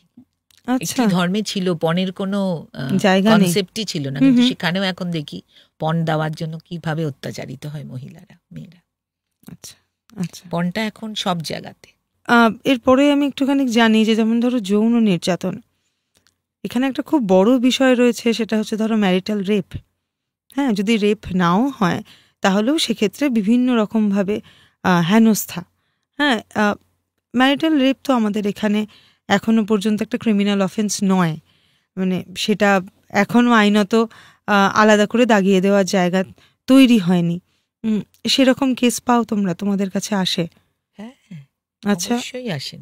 হয়তো যেটা দেখি সেটা হচ্ছে হয়তো উনি এসেছেন যে একেবারে যৌন নির্যাতন নিয়ে বা ম্যারিটাল রেপ নিয়ে নয়, এসেছেন হয়তো মানসিক বা শারীরিক অত্যাচার হচ্ছে, কিন্তু যখন কথা বলা হয় তখন দেখা যায় সেখানে ম্যারিটাল রেপ একটা খুব বড় জায়গায় রয়েছে, এবং সেখানে বিচিত্র সমস্ত প্র্যাকটিস করা হয় আর কি ম্যারিটাল রেপের ক্ষেত্রে। আচ্ছা, যেখানে মেয়েটির কোথাও গিয়ে সে একটা সময় তার মনে হয় যে আমি আর নিতে পারছি না, তখন সে সেটার সাহায্য চায় আর কি। এই ধরনের বিষয়ের ক্ষেত্রে মানে আইনি সাহায্য বা তখন আলাদা করে তো পাওয়ার জায়গা থাকে না, দেখো আইনি এখনো তো ম্যারিটাল রেপ যেটা তুমি বললে কোনো তো আইন বা কোনো সেকশন নেই, তবে একটা যেটা আইন আছে সেখানে অন্তত উল্লেখ আছে, সেটা হচ্ছে PWDVA বা আচ্ছা পারিবারিক নির্যাতন থেকে মহিলাদের সুরক্ষা আইন। সেখানে 4টে, যেরকম আমরা বললাম যে সেখানে শারীরিক, মানসিক, যৌন এবং আর্থিক 4টেকে ভাগ করা হয়েছে সেগমেন্টে। সেখানে কিন্তু যৌন নির্যাতনের ক্ষেত্রে অন্তত ওই শব্দটি ম্যারিটাল রেপ কথাটি রেকগনাইজ করা হয়েছে, যেটা অনেকটা বড়। কারণ এই আইনটা যখন তৈরি হয়েছিল মূলত আন্দোলন, যে মানে নারী আন্দোলনের সঙ্গে যে মহিলারা যুক্ত ছিলেন তাদের কাছ থেকে এটা অনেকটা কি বলতে পারো বলতো, গ্রাসরুট থেকে উঠে আসা আইন। তার ফলে মহিলারা কি চান আর মহিলাদের উপর কি অত্যাচার হয় সেটা খুব পুঙ্খানু এই আইনে কিন্তু ভেঙে বলা হয়েছিল। আচ্ছা আচ্ছা, ফলে সেখানে এক ধরনের জায়গা করে একটা রেকগনাইজ করা হয়েছে যে হ্যাঁ ম্যারিটাল রেপ হয়, বিয়ের মধ্যেও মেয়েরা যৌনভাবে নির্যাতিত হয়ে থাকে। এই যে ম্যারিটাল রেপ হচ্ছে বা একটি মহিলা প্রথম থেকেই বিভিন্ন রকম নির্যাতনের মধ্যে দিয়ে যাচ্ছে, আমরা দুরকম ভায়োলেন্সের কথা বললাম, একটা তো ন্যাটাল ভায়োলেন্সের কথা বললাম এবং তার ইনলজের বাড়িতে যখন সে আসছে তার স্বামীর দ্বারা, তার শ্বশুর শাশুড়ির দ্বারা সেই পরিবেশে সে অত্যাচারিত হচ্ছে, সঙ্গে সঙ্গে চলে আসে তার বাচ্চার কথাটি। কারণ এটা তো একটা বড় বিষয় যে একেবারে প্রত্যক্ষদর্শী, যে একদম সামনে থেকে দেখছে এবং সেই পরিবেশে সে বড় হয়ে উঠছে। বাচ্চার উপর যে প্রভাবটা পড়ে সেটা কতটা মর্মান্তিক, সেটা কতটা তার ভেতরে দাগ কেটেছে, সারা জীবনের অভিজ্ঞতার মধ্যে তার ঢুকে গেল। কি ধরনের বিষয় দেখো তোমরা, মানে সেই বাচ্চাদের নিয়ে আসেন এই মানুষেরা, এই মেয়েরা আসেন যখন তোমাদের কাছে আসেন? আমাদের কাছে তো অবশ্যই, কারণ আমরা বাচ্চাদের সঙ্গেও কাজ করি। বাচ্চারা মূলত বলতে পারো একেবারে সদ্যজাত বাচ্চা থেকে আমরা দেখি আসেন এবং 18 বছর অবধি তো কাজই করি, তারপরের বয়সের বাচ্চাদেরকে নিয়েও মারা আসেন এবং ম্যাক্সিমামই সিঙ্গেল মাদার। এবং সেখানে সমস্যাটা আবার অন্য ধরনের, কারণ তারা যখন স্কুল তুলে যায় তারা দেখে একটা অন্য রকমের সামাজিক পরিকাঠামো, সেখানে একটা ফ্যামিলি মানে বাবা মা বাচ্চার ফ্যামিলি, কিন্তু আমার পরিবারে শুধু আমি আর আমার মা। আচ্ছা, তো সেখানে আমরা মূলত যেটা দেখি বাচ্চাদের মধ্যে দুটো জিনিস দেখি, খুব মোটা করে যদি বলি, সেটা হচ্ছে একটা হচ্ছে নয় বাচ্চাটি প্রচন্ড অ্যাগ্রেসিভ হয় আর না হলে উইথড্রয়াল হয়। আচ্ছা, মানে সে যে যদি অত্যাচার দেখে বড় হয় সে হয়তো সেটাই অভ্যেস করে, সেটা হ্যাঁ এরকম আমরা দেখেছি ছোট বাচ্চা থেকে বড় হচ্ছে, কারণ হয়তো অনেক দিন, কারণ আমাদের সংগঠনে আমরা মোটামুটি ওপেন ডোর পলিসি, মহিলারা একবার এলে যে তারা চলে যান বা কাজ শেষ এরকম তো নয়। তো তার ফলে বাচ্চাটা হয়তো এসেছিল খুব ছোট 4-5 বছরে, এখন হয়তো 16-17 বছরের একজন টিনেজার, তাকে কিন্তু সে কিন্তু তখন দেখি একজন অত্যাচারী মানুষ হিসেবে সে গড়ে উঠেছে, সে ভীষণ হিংস্র, মার প্রতি হিংস্র। আচ্ছা, আবার অনেক সময় দেখি অসম্ভব উইথড্রয়াল, সে তার কিছুই ভালো লাগে না জীবনে, আচ্ছা, একটা অবসাদের মধ্যে তার দিন কাটছে। আচ্ছা, দুটোই দেখতে পাই আমরা। আচ্ছা, আর আরেকটা জিনিস কি বলতো, আগে যখন যৌথ পরিবার ছিল, আমার এটাও আমার আবার ব্যক্তিগতভাবে কাজ করতে গিয়ে মনে হয় বাচ্চারা না অনেকের সঙ্গ পেত। এখন যখন আমরা নিউক্লিয়ার বা এই ছোট্ট পরিবারে, তো বাবা মা ছাড়া আর কেউ সঙ্গ দেওয়ারও নেই, আমার ইমিডিয়েট সঙ্গ কে দেয় বলো? সেখানে যখন অত্যাচারটা হয় না, সেটা ওদের উপর কিন্তু সাংঘাতিক প্রভাব ফেলে। তারা একেবারে প্রত্যক্ষদর্শী, একদম ডিরেক্টলি তারা এফেক্টেড হচ্ছে। আমি তোমাকে একটা কেসের কথা বলছি, মহিলা খুবই ভালো চাকরি করেন, খুবই, এবং তার হাজবেন্ডও দারুণ চাকরি করে। তো কোনো কারণে ওনাদের ডিভোর্স কেস, এটা তাদের সেখানে মহিলা এসছেন, তাদের একটি বাচ্চা আছে 11-12 বছর বয়সের। বাবার দেখবার অধিকার আছে, মারও দেখবার অধিকার আছে। ভিজিটেশন রাইট কিন্তু আইনই বলেছে কেউ আমরা কেড়ে নিতে পারি না, কোনো কোর্ট পারবে না। এবার সেই ভদ্রলোক এই ভিজিটেশন রাইটটার কিরকম মিস ইউজ করছে দেখো। ভিজিটেশন রাইট মানে কি, হয়তো আমি সপ্তাহে একদিন দেখছি, মাসে একটা দিন, তিনি এমন ভিজিটেশন রাইটের একটা অর্ডার বার করেছেন প্রত্যেক রবিবার একটি মলে, নির্দিষ্ট মলে বাচ্চাটাকে যেতে হয়। আচ্ছা, আমরা বাচ্চাটার ভিডিও দেখছি, বাচ্চাটা না পাগলের মতো মলে দৌড়চ্ছে, ওর তো কোনো জীবন নেই, রবিবার মানেই ওই মল, বাবার সঙ্গে বসে থাকা, ও পালিয়ে যাচ্ছে, ও মলের মধ্যে পাগলের মতো এদিক ওদিক দৌড়োদৌড়ি করছে। এর প্রভাবটা বুঝতে পারছো? কি ভয়ঙ্কর মানসিক অবস্থা। এবং ওর মা চেষ্টা করছে যাতে, কিন্তু অদ্ভুত ভাবে কিন্তু কোনো মানে রিলিফ দেওয়ার মতো অর্ডার তখনও পর্যন্ত উনি পাননি। আর বাচ্চাটার কি মানসিক যন্ত্রণা, প্রতি রবিবারও নানাভাবে চেষ্টা করে, এটা ওর জ্বর হচ্ছে, ওর শরীর খারাপ লাগছে, কিন্তু কাটিয়ে দেওয়ার চেষ্টা একটা করছে। সপ্তাহ কাটাতে পারে, তারপরে তো পারবে না। এইটা যে ওর কি মানসিক যন্ত্রণা, বাচ্চাটা এইটা নিয়ে বড় হচ্ছে, আর 11-12 বছর জাস্ট থ্রেশহোল্ডে দাঁড়িয়ে আছে, ধরো টিনেজে, মানে ওর এই মানসিক দেখো জায়গাটা। ডোমেস্টিক ভায়োলেন্সের কি অদ্ভুত প্রভাব, একটা জেনারেশনকে নয়, জেনারেশন আফটার জেনারেশন এর প্রভাব একদম ইন্টারজেনারেশনাল, এই প্রভাব চলতে। বাচ্চাদের সঙ্গে কাজ স্বয়মে চাইল্ড থেরাপি হয়, হ্যাঁ হ্যাঁ মানে প্লে থেরাপি থেরাপি হয়। করি। খেলা বাচ্চারা তো সব ছোট 4 বছর থেকে 12 বছরের বাচ্চাদের মধ্যে প্লে থেরাপি হয়। বাচ্চারা তো মানে আর্টিকুলেট করতে ওদের অসুবিধা হয়, একটু কি বলবে এমন ভয়ঙ্কর জিনিসপত্র দেখছে, ফলে খেলার মাধ্যমে প্লে ওদের ল্যাঙ্গুয়েজ, খেলার মাধ্যমে ওরা ওদের কথা প্রকাশ করে, এবং প্লে থেরাপিস্ট যিনি সেটা বুঝে প্যারেন্টাল গাইডেন্স দেওয়া হয়। তো সেখানেও একটি বাচ্চার কথা শুনেছিলাম, ওর বাবা ওর মাকে ভীষণ মারধর করতো, আর ভীষণ হেনস্থা করা, ভীষণ হেয় করা, যে তুমি একটা মানুষ নাকি, এবং বাচ্চাটিকে কিন্তু ইনঅ্যাপ্রোপ্রিয়েট ভাবে ছুঁতো বাবা। আচ্ছা, বাচ্চাটি খেলতে গিয়ে শুধুই না ও যে খেলনার যে খাট সেটাকে উল্টে উল্টে রাখছে, আচ্ছা, আর নয়তো খেলনা খাটে জল ঢেলে দিচ্ছে। মানে ওখান থেকে ওর কোথাও একটা মানে ওই খাটটা নিয়ে ওর একটা ডিসকমফর্ট, কারণ বাবার সঙ্গে ও শোয়তো বাড়িতে। আচ্ছা, হ্যাঁ, এবং কিছু একটা হয় যেটা ওর খুব অস্বস্তিকর ওর পক্ষে। মানে বাচ্চা খেলার মাধ্যমে কিন্তু বলে দিতে পারে যে ওর মানে বলে দেওয়ার চেষ্টা করে অন্তত যে ওর সঙ্গে কি হচ্ছে। এবং বাচ্চার উপরে যে প্রভাব, খুব গুরুত্বপূর্ণ প্রভাব যেটা হয়, যে বাচ্চা ভাবে কি যে আমি বোধহয় খুব খারাপ। আচ্ছা, বাড়িতে এই আমার মধ্যে যেটা হচ্ছে মানে ও ভাবছে কি ওর অন্যান্য বন্ধুদের সঙ্গে তো এটা হচ্ছে না, আমার কারণে আমি খারাপ, মানে আমার কারণে বাবা মার মধ্যে এই ধরনের সমস্যা তৈরি হচ্ছে, আমার মধ্যে কিছু একটা আছে। বাচ্চার প্রচন্ড একটা সেন্স অফ ইনঅ্যাডিকুয়েসি হয়, আচ্ছা, যে আমি যথেষ্ট নই, মানে এরাই সারাক্ষণ ধরে এটা কি করছে।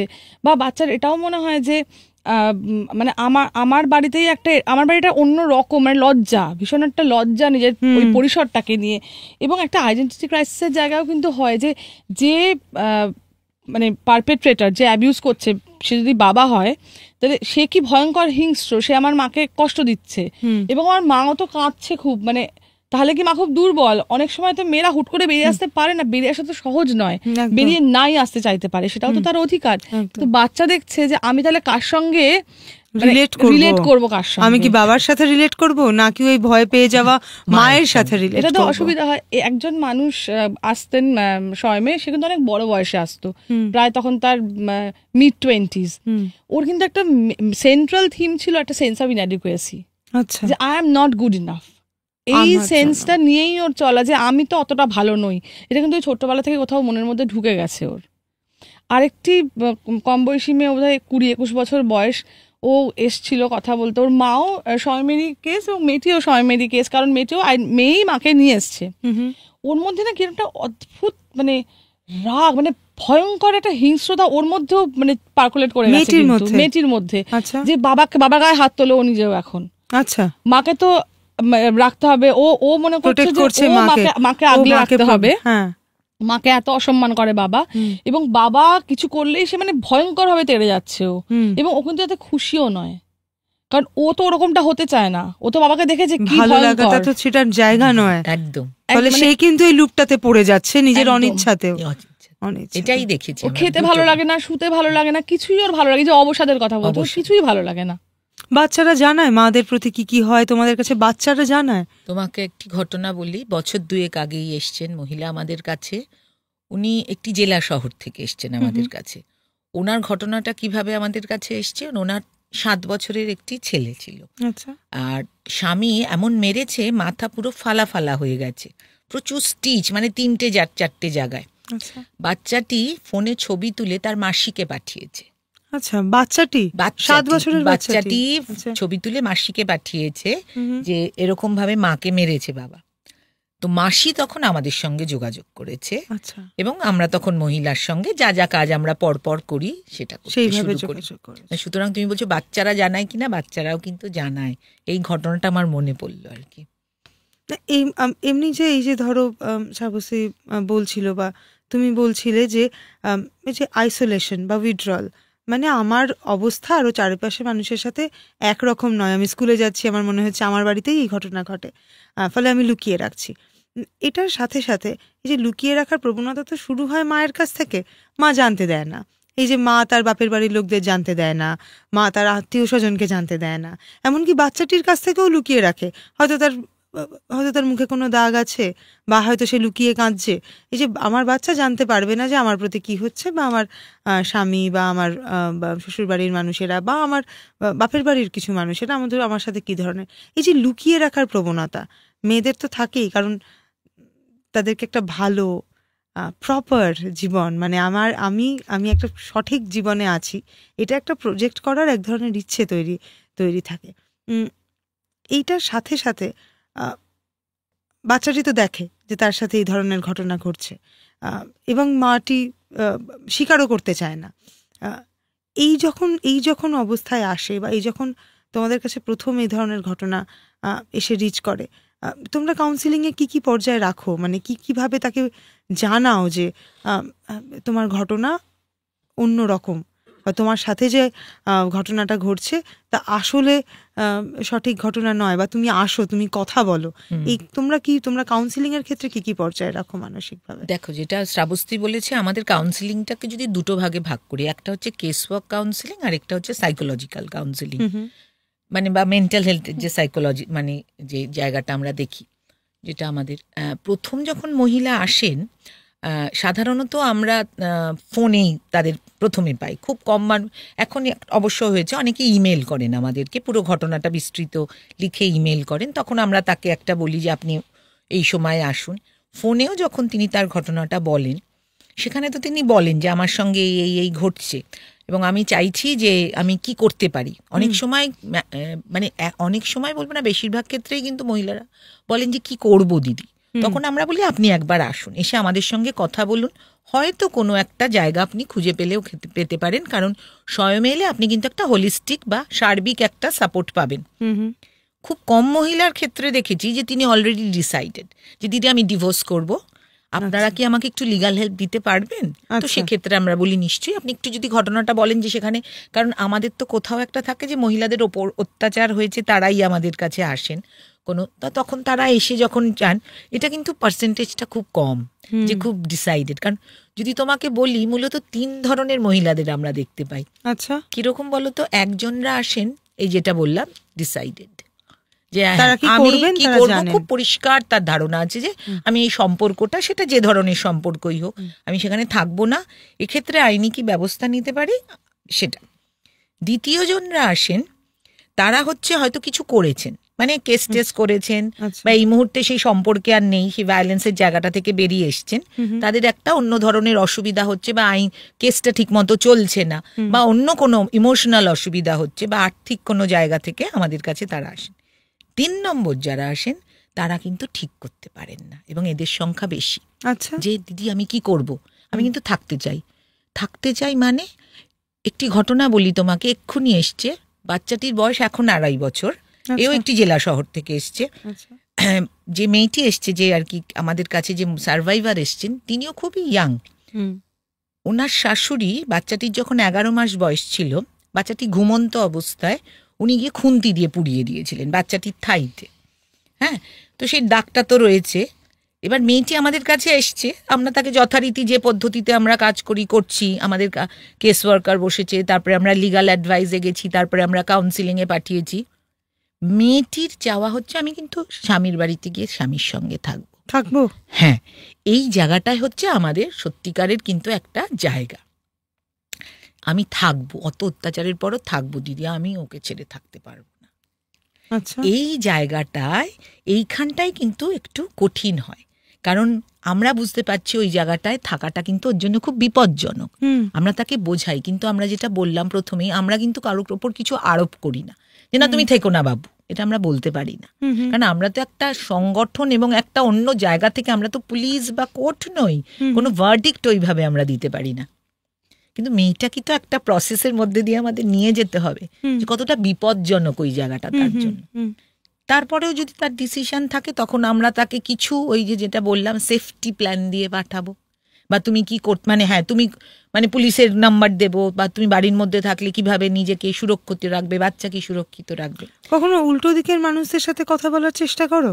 হ্যাঁ, সেটা তো আমাদের একটা কাজের জায়গা। যেরকম আমরা এই কেস ওয়ার্ক কাউন্সিলিং বা করি, আমরা কিন্তু জয়েন্ট কাউন্সিলিং করি। মেয়েরা যখন আমাদেরকে, অনেকেই তো, সবাই তো আইনে ব্যবস্থা নিতে চান না বা পুলিশেও যেতে চান না, এবং এটাও কিন্তু ম্যাক্সিমাম মহিলা তারা চান যে দিদি আমি সংসারটা করতে চাই, আমার ছেলেমেয়েরা যেন ঠিকঠাক লেখাপড়াটা শেখে, আর আমি যেন ঠিকঠাক মানে মোটামুটি মাথার উপর একটা ছাদ আর ঠিকঠাক খাবার দাবার পাচ্ছে কিনা, এইটা মেয়েদের কিন্তু মূলত চাহিদা থাকে। সেখানে কিন্তু প্রায়শই তারা বলেন যে একটু ডেকে পাঠান না দিদি, আমরা একটু কথা বলি। আচ্ছা, তো সেইটা কিন্তু আমরা করি, আমাদের একটা পদ্ধতি আছে, একটা অফিসিয়াল পদ্ধতিতে আমরা ডেকে পাঠাই। মানুষজন আসেনও আমাদের কাছে। হ্যাঁ, এটাই আমি জিজ্ঞেস, আসেন তারা যখন, এবং আসেন মানুষদের দেখা হয়। হ্যাঁ, কেন বলবো কি, এখন সেটা হয়তো অনেকে ভাবেন যে আসেন মানে খুব সেজে গুজে আসেন, উকিল টুকিল নিয়েও আসেন, যে ভাবছেন কোথায় ডেকেছে চিঠিপত্র। আবার অনেকে আসেন, এসে কথা বলেন, কথা বলে একটা, অনেক সময় হয় যে কথা বলা একটা জায়গায় পৌঁছানো যায়। সেটা হতে পারে যে থাকবে না বা থাকবো, কারণ আমরা যখন বোঝাতে হয় যে সম্পর্ক তো দুজনের, সুতরাং তোমরা দুজনে যেখানে যে জায়গাটায় পৌঁছবে সেটাই আমরাও সেখানেই। কিন্তু অনেক সময় যেটা হয়, অনেক জায়গাতে সেটা খুব অন্যরকম হয়ে যায়, যে না থাকবো, জানেন ও কি করেছে, এরকম মানে দুদিকের ব্লেমিং চলতে থাকে। এইটা কিন্তু চলতে থাকে, মানে হয়তো কোনো সিদ্ধান্তেই আমরা পৌঁছতে পারি না বা তারা পৌঁছতে পারেন না। রেদার আমরা তো ধরো একটা নিরপেক্ষ জায়গা থেকে একটা ক্যাটালিস্ট হিসেবে কাজ করছি, আমরা তো ওখানে দুজনের কেউই কোথায় পৌঁছতে পারেন না, সেটাও হয়। আবার অনেক সময় পৌঁছতে পারে, এবং অনেক সময় এরকমও হয় যে সেখানে বসে সিদ্ধান্ত নেন যে আগামী দিনে আর থাকবো না, মানে ডিভোর্সটা হবে, সেই সিদ্ধান্ত আমাদের অফিসে বসে। কিন্তু যারা বলেন আমরা থাকবো, অথচ প্রচন্ড অত্যাচার, অপরপক্ষ বলে আমি থাকবো না, সেখানে কিন্তু আমাদের কাজটা একটু কঠিন। মানে কনস্ট্যান্ট শ্রাবস্তীদের কাছে আমরা তাদেরকে পাঠাই যে বোঝাও, যে মানে আমরাও কাজ করি উকিলের জায়গা থেকে, উকিলরাও তাদের বোঝায় আইনি জায়গাটা, এবং ওরাও বোঝায়, এবং ওদের একটা অন্য দিক দেখানোর তখন আমরা চেষ্টা করি। তখন এই অত্যাচারের বাইরে গিয়ে আমরা একটা ওর জীবনের মূল্যটা কোথায় সেটা দেখাবার চেষ্টা করি। এটাই কিন্তু শেষ চেনার জায়গাটা, এই জায়গাটা এখানে আমরা প্রচুর গ্রুপ অ্যাক্টিভিটিস করি এই জন্য, যাতে ওরা নিজেদেরকে চিনতে পারে। প্রচুর, এই যে বললাম কতগুলো গ্রুপের কথা, আমরা এগুলোতে ওদের এনকারেজ করি, এখানে এসো, দেখো তোমার মধ্যেও কিছু আছে। প্লাস একটা কোথাও বন্ধুত্ব গড়ে তোলা, একটা মানে ওই যে সাপোর্ট গ্রুপ, যে আমি একা নই, আমার মতো অনেক জনই আছেন, এই ফিলিংটা দেওয়াটা, এবং আমি নিজের পায়ে নিজে দাঁড়াতে পারি। হ্যাঁ, এবং মানসিক জায়গা থেকে ওই শক্তি পাওয়াটা, যে হ্যাঁ আমি একা বেঁচে থাকতে পারবো সম্মানের সঙ্গে, এই জায়গাটা, এইটা কিন্তু একটু কঠিন। এই জায়গাটায় আমাদের একটা চ্যালেঞ্জ আসে আর কি। এবং মানে আমাদের সমাজে সিঙ্গেল ওম্যান এই কনসেপ্টটাও তো ভীষণভাবে মানে একদম ভীষণ রকম প্রান্তিক করে রাখা হয়েছে, একদম রাখা হয়েছে। সিঙ্গেল ওম্যান মানেই তার খুব দুঃখ, বা একটা মেয়ের কাছে অপশন কেন জানি না ছোটবেলা থেকেই দিয়ে দেওয়া হয় বিয়ে। একদম, তুমি বড় হও, তুমি পড়াশোনা করো, যা আপনার চাই করো, তুমি গান শেখো, নাচ শেখো, শেষে গিয়ে তোমায় বিয়ে করতে হবে, এবং বিয়ে ইজ দ্য অনলি অপশন। এই যে একটা মেয়ে চাকরি করতে পারে, ইচ্ছা না হলে বিয়ে করতে নাই চাইতে পারে, বেরিয়ে আসতে পারে বিয়ের থেকে, এবং সে একা থাকতে পারে, এই যে একটা একা মেয়ে থাকতে পারে, এই কনসেপ্টটাই এখনো ভীষণ একটা এলিয়েন কনসেপ্ট। একটা চয়েস, এটা কম্পালশন নয়, সেই হিসাবে দেখানো হয় না। এবং বেরিয়ে আসা মানে আমি নিজেকে ভালো রাখবো বলে বেরিয়ে আসছি, এই অ্যাপ্রোচটা, আহারেও ওর বিয়েটা ভেঙে গেল, এই আহারে ওর বিয়েটা ভেঙে গেল, ও যে বেঁচে গেল সেটাও তো, সেটাকে সেলিব্রেট করছে না কেউ। আহারে ওর বিয়েটা ভেঙে গেল, দুঃখেই মানে সমাজের যায় অবস্থা। তো ওই কনসেপ্টটাও হয়তো বিয়ে বাঁচানোর চেষ্টাটাতে মেয়েরা অনেক বেশি তৎপর হয়ে ওঠে আর কি। আবার উল্টো দিকটাও আছে। কিছুদিন আগেকার একটা অদ্ভুত ঘটনা, অদ্ভুত বলবো না, এখন সেটা আকছারি ঘটছে, এই অতুল সুভাষের যে ঘটনাটা ঘটেছে, এটাও আবার একটা অন্য দিক দেখাচ্ছে আমাদের, যে একটা বিয়ে হচ্ছে, তখন একটি ছেলে পণ নিয়ে বিয়ে করছে, তার একটা যৌতুক লাগছে, কারণ সে মেয়েটির সারা জীবনের খাওয়া পড়ার দায়িত্ব নিচ্ছে। আমাদের বিয়ে রীতির মধ্যেও রয়েছে যে আমি সারা জীবনে ভাত কাপড়ের দায়িত্ব নিলাম, এরকম একটা বিষয়। আবার উল্টো দিকে আমরা দেখছি যে যখন বিবাহ বিচ্ছেদ, এই যে একটি মেয়ে যখন এই চর্চায় আসছে যে আমি বিবাহ বিচ্ছেদে যাব, কিছু কিছু মেয়ের ক্ষেত্রে অর্থনৈতিক স্বাবলম্বন থাকে না, অ্যালিমনির সত্যিই প্রয়োজন হয়, কিছু কিছু ক্ষেত্রে আবার চাপিয়ে দেওয়ার একটা বিষয় হচ্ছে, যেখানে পুরুষটি একেবারে কোণঠাসা বা আত্মহননের মতো একটা জায়গা বা আত্মহত্যার মতো একটা জায়গা সে বেছে নিচ্ছে, কারণ তার উপর এতটাই আর্থিক এবং সামাজিক এক ধরনের প্রেশার তৈরি করা হচ্ছে যে সেই মানসিক প্রেশারটা সে নিয়ে উঠতে পারছে না।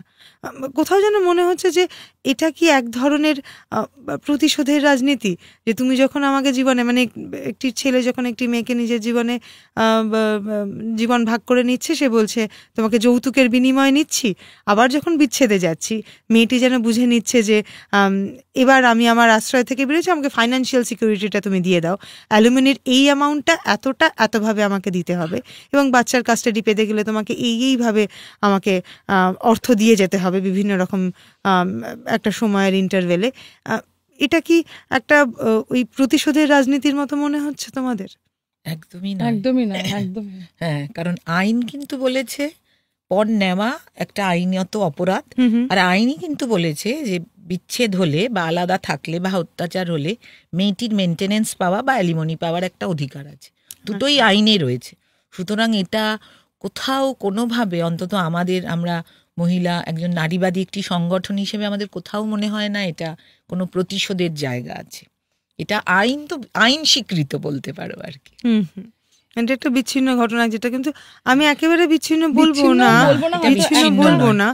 একটা কথা এখানে একটু বলি, একটু বলতে ইচ্ছে করছে যে এই যে আমি আত্মহনন করছি, এটাও কিন্তু একটা ভয়ঙ্কর অ্যাক্ট অফ অ্যাগ্রেশনও বটে। আমি নিজেকেই শেষ করে ফেলছি। হ্যাঁ, আবারও ফিরে যাব একটা মানুষকে বড় করা, একটা ছেলেকে বড় করা, একটা মেয়েকে বড় করা। একটা ছেলেকে বড় করার ক্ষেত্রে কিন্তু এই যে তুমি কাঁদবে না, কিন্তু তুমি খেলতে গিয়ে দুটো কিল মেরে আসতেই পারো। কদিন আগে আমার এক বন্ধু আমাকে গল্প করতে করতে বলছে যে এই আমার ছেলেটাকে না একটু মারপিট শেখাতে হবে। বললাম কেন রে? বলছে ও স্কুলে মার খেয়ে আসছে, দুটো দিয়ে আসতে তো পারে। মানে এই যে আজকে আমার এটাই প্রশ্ন যে ওর যদি ছেলের জায়গায় মেয়ে হতো, ও কি হয়তো ভাবতো, নাও ভাবতে পারতো, কিন্তু এই যে ছেলেকে উল্টে মেরে আসতে হবে, তার মানে অ্যাগ্রেশনটা কিন্তু খুব সোশ্যালি অ্যাকসেপ্টেবল একটা জায়গা, যে আমি রেগে গিয়ে এটা করতে পারি। এবার আমি রেগে যখন বাইরের রাগটা প্রকাশ করতে পারছি না, রাগটাকে আমি ভেতরে নিয়ে নিচ্ছি, তো ভেতরে নিয়ে একটা অবসাদ হচ্ছে এবং আমি নিজেকে শেষ করে দিচ্ছি। একটা ভয়ঙ্কর দুঃখজনক ঘটনা, কিন্তু এটা ভীষণই মানসিক স্বাস্থ্যগত এবং ওনার উপরে যেটা হয়েছে খুবই দুঃখজনক। কিন্তু এটাকে এক করা যাবে না, কারণ অ্যালিমনি অধিকার এবং এই অ্যালিমনির প্রয়োজন সত্যি অনেক মেয়ের আছে। ফলে এইটাকে যদি এভাবে দেখি, তাহলে যাদের সত্যি প্রচণ্ড প্রয়োজন তাদের তো খুব অসুবিধা হবে। এবং একটি মেয়ে যদি মনে করে যে আমার সঙ্গে এই মানুষটির বিয়ে বৈবাহিক সম্পর্কে ছিল এবং আমার জীবনের অনেকটা বছর নষ্ট হয়ে গেছে, তাহলে তো তার ওইখান থেকে হয়তো একটা কষ্টের জ্বালা থেকে হয়তো সে বলে তাহলে অ্যালুমিনিটা আমাকে পেতেই হবে, কারণ এটা তোমার অধিকার, আমার তো অধিকার খর্ব হয়েছে, তাহলে এই অধিকারটা আমি পাবো, আমাকে দেশের আইন তো অধিকারটা দিচ্ছে। দেখো, যখন সাম্যের কথা বলি তখন উল্টো দিকের কথাটাও কিরকম বেরিয়ে আসে, যে সুকোমল বৃত্তিগুলোকে প্রকাশ করার বা সংবেদনশীল মনকে সামনে রাখার অধিকার থেকে বছরের পর বছর কিভাবে পুরুষদের সরিয়ে রাখা হয়েছে, ফলে এই ধরনের এক ধরনের বিষাক্ত পিতৃতন্ত্রের জন্ম। মানে কিছুতেই সে যে সুকোমল হতে পারে, সে যে একটা হৃদয়বৃত্তি নিয়ে সামনে আসতে পারে, সে যে নরম অনুভূতিগুলোকে সামনে রাখার অধিকার কখনোই পাচ্ছে না। এই না পেতে পেতে তুমি কর্তৃত্ব করবে, তুমি সবসময় শক্তিশালী হবে, এই যে এক ধরনের ভূমিকা দাগিয়ে দেওয়া আছে, এবং সেই ভূমিকা পালন করতে করতে সে বিশ্বাস করতে শুরু করেছে যে সেই তো ক্ষমতাবান, এবং সে শুধুই ক্ষমতারই চর্চা করবে, সে তো অন্য কোনো বৃত্তির চর্চা, অন্য কোনো সুকোমল বৃত্তির চর্চা করতেই পারবে না। দেখো, এই জায়গাটা থেকে আর একটা দিক কিরকম, আমি একটা কথা একটু বলতে চাই। এই যে ঘটনাটা বললে, যেটা শ্রাবস্তী বললো, সেটা আমিও বলছি খুবই দুঃখজনক ঘটনা। কিন্তু একটা প্রশ্ন বোধহয় আমাদের করা দরকার, মেয়েদের অ্যালিমনির দরকার হয় কেন? পিতৃতান্ত্রিক সমাজে বিয়েটাকে যখন একমাত্র মেয়েদের বিশেষ করে গোল হিসেবে সেট করা হয়, তাকে তো আর কোনোভাবে নার্চার করা হয় না, তাকে তো স্বাবলম্বী করার কথা কেউ বলে না। তাই জন্যই তার প্রয়োজন হয় যেদিন সমাজে দাঁড়িয়ে যেরকম একটি ছেলে চাকরিটাই তার মূল, সেরকম একটি মেয়ের যখন চাকরিটাই মূল হয়ে উঠবে, সেদিন কিন্তু এই অ্যালিমনির লড়াই, মেনটেনেন্সের লড়াই থাকবে, তাই না? তো সুতরাং আমাদের কিন্তু খুব গোড়ায় গিয়ে প্রশ্ন করতে হবে যে একটি মেয়ের অ্যালিমনি বা মেনটেনেন্সের দরকার হচ্ছে কেন আজকে এই সমাজে দাঁড়িয়ে। সেই জায়গাটা যখন আমরা পারবো, তখন মনে হয় দেখবে এইরকম মানে মানে এরকম দুঃখজনক ঘটনা হয়তো ঘটবে না। একদম। এর শুরুটা যদি একটু অর্থনৈতিক স্বাবলম্বিতার জায়গা থেকেও যদি তৈরি হয়, তাহলেও মানে বড় করার ফোকাসটা যদি একটু পাল্টানো যায়, একটা ছেলে আর একটা মেয়েকে যখন বড় করছি, মানুষ হিসেবে বড় করি, তাহলে কিন্তু দেখবে এই ধরনের ঘটনা হয়তো ঘটবে না ভবিষ্যতে। একদম। আমি একেবারে আইনি একটা জায়গায় আসি। যদি কোনো মহিলা এটা বুঝতে পারেন যে আমার অবস্থান আমার বাড়িতে অন্যরকম, বা আমার ওপর এই ধরনের নির্যাতন হচ্ছে, আমি এই অবস্থাতে থাকতে চাইছি না, আমি চাইছি এটার একটা সুরাহা, কি কি আইনি পদক্ষেপ সে নিতে পারে, বা কি ধরনের, কিভাবে সে শুরু করবে এই জায়গাটা? দেখো, আইনি পদক্ষেপ অনেকগুলোই নেওয়া যায়, সেটা কিন্তু নির্ভর করে মহিলা কি চাইছেন, যেটা দিয়ে আমরা শুরু করি। যে সোয়ামেও যখন জিজ্ঞেস করা হয় আপনি কি চাইছেন, যেটা বললাম, অনেক মহিলা খুব পরিষ্কার, আমি ডিভোর্স চাই, তখন উনি আইনি অধিকার নিতেই পারেন যে আমি ডিভোর্স চাই, এবং তার সঙ্গে কিন্তু একটা মেয়েরা অ্যালিমনি পেতে পারে তার এবং তার বাচ্চা, যদি তার বাচ্চা থাকে। দ্বিতীয়ত হয়, অনেক মেয়ে বলে আমি ওই সম্পর্কে ওই বাড়িতে থেকেই একটা লড়াই লড়তে চাই, আমার কোথাও যাওয়ার জায়গা নেই। কারণ এটাও আমরা দেখেছি, ওই আর কি তোমার অর্থনৈতিক স্বাধীনতার সঙ্গে সঙ্গে মেয়েদের নিজস্ব জায়গা কিন্তু থাকে না। মেয়েরা ছোটবেলায় বাবার, তারপরে স্বামীর, তারপরে ছেলের ঘরেই মোটামুটি দিন যাপন করে। সেখানে তখন একটি আইনের কথা আমি আগেও বলেছি, সেটা হচ্ছে PWDVA বা protection of women from domestic violence act. সেখানে কিন্তু আমরা 5টা রিলিফ একসঙ্গে পাই। সেখানে মেয়েটি থাকা, যেখানে তার অত্যাচার হচ্ছে সেখানেই সে প্রোটেকশন অর্ডার নিয়ে বাস করবার অধিকার পায়। দ্বিতীয়ত সে মেনটেনেন্স পায়, তৃতীয়ত সে তার বাচ্চার কাস্টাডিও পায়, এবং একটি ক্ষতিপূরণের জায়গাও আছে। সুতরাং মেয়েটি ওই অত্যাচারের মধ্যে থেকেও কিন্তু অত্যাচারটা বন্ধ করার একটা জায়গা সে পায়। আরেকটি জায়গা আছে, অনেক মেয়ে বলে যে আমি এই যে অত্যাচার হলো, আমি কোনো মেনটেনেন্স এইসব কিছু চাই না, একটা শাস্তি হোক চাই। ঠিক আছে, সেখানে গিয়ে তখন একটা ক্রিমিনাল কেস করা, যেটা বহুল প্রচারিত 498 বলে, কিন্তু এখন BNS এ তার সেকশনটা বোধহয় পাল্টেছে, আমার এই মুহূর্তে ঠিক মনে পড়ছে না, যে এই নতুন যে আমরা সব IPC, হ্যাঁ এগুলো সব পাল্টেছে, তো এখন BNS সেখানে কিন্তু সে তখন সেখানে শুধুই কিন্তু শাস্তি বা কনভিকশন, সেখানে কিন্তু কোনো রকম মনিটারি হেল্প পাওয়া যায় না। আবার অনেক জায়গায় আমরা দেখি যে মেয়েটি চাইছে আমি স্বামীর সঙ্গেই থাকবো, তখন সে একটা কনজুগাল রাইটস এর মামলা করে, যে আমি থাকতে চাই, এই অর্থে সে একটা মামলা করতে পারে। প্লাস তোমার কাস্টাডির মামলা হয়, সেখানে তো উভয় পক্ষই করতে পারে।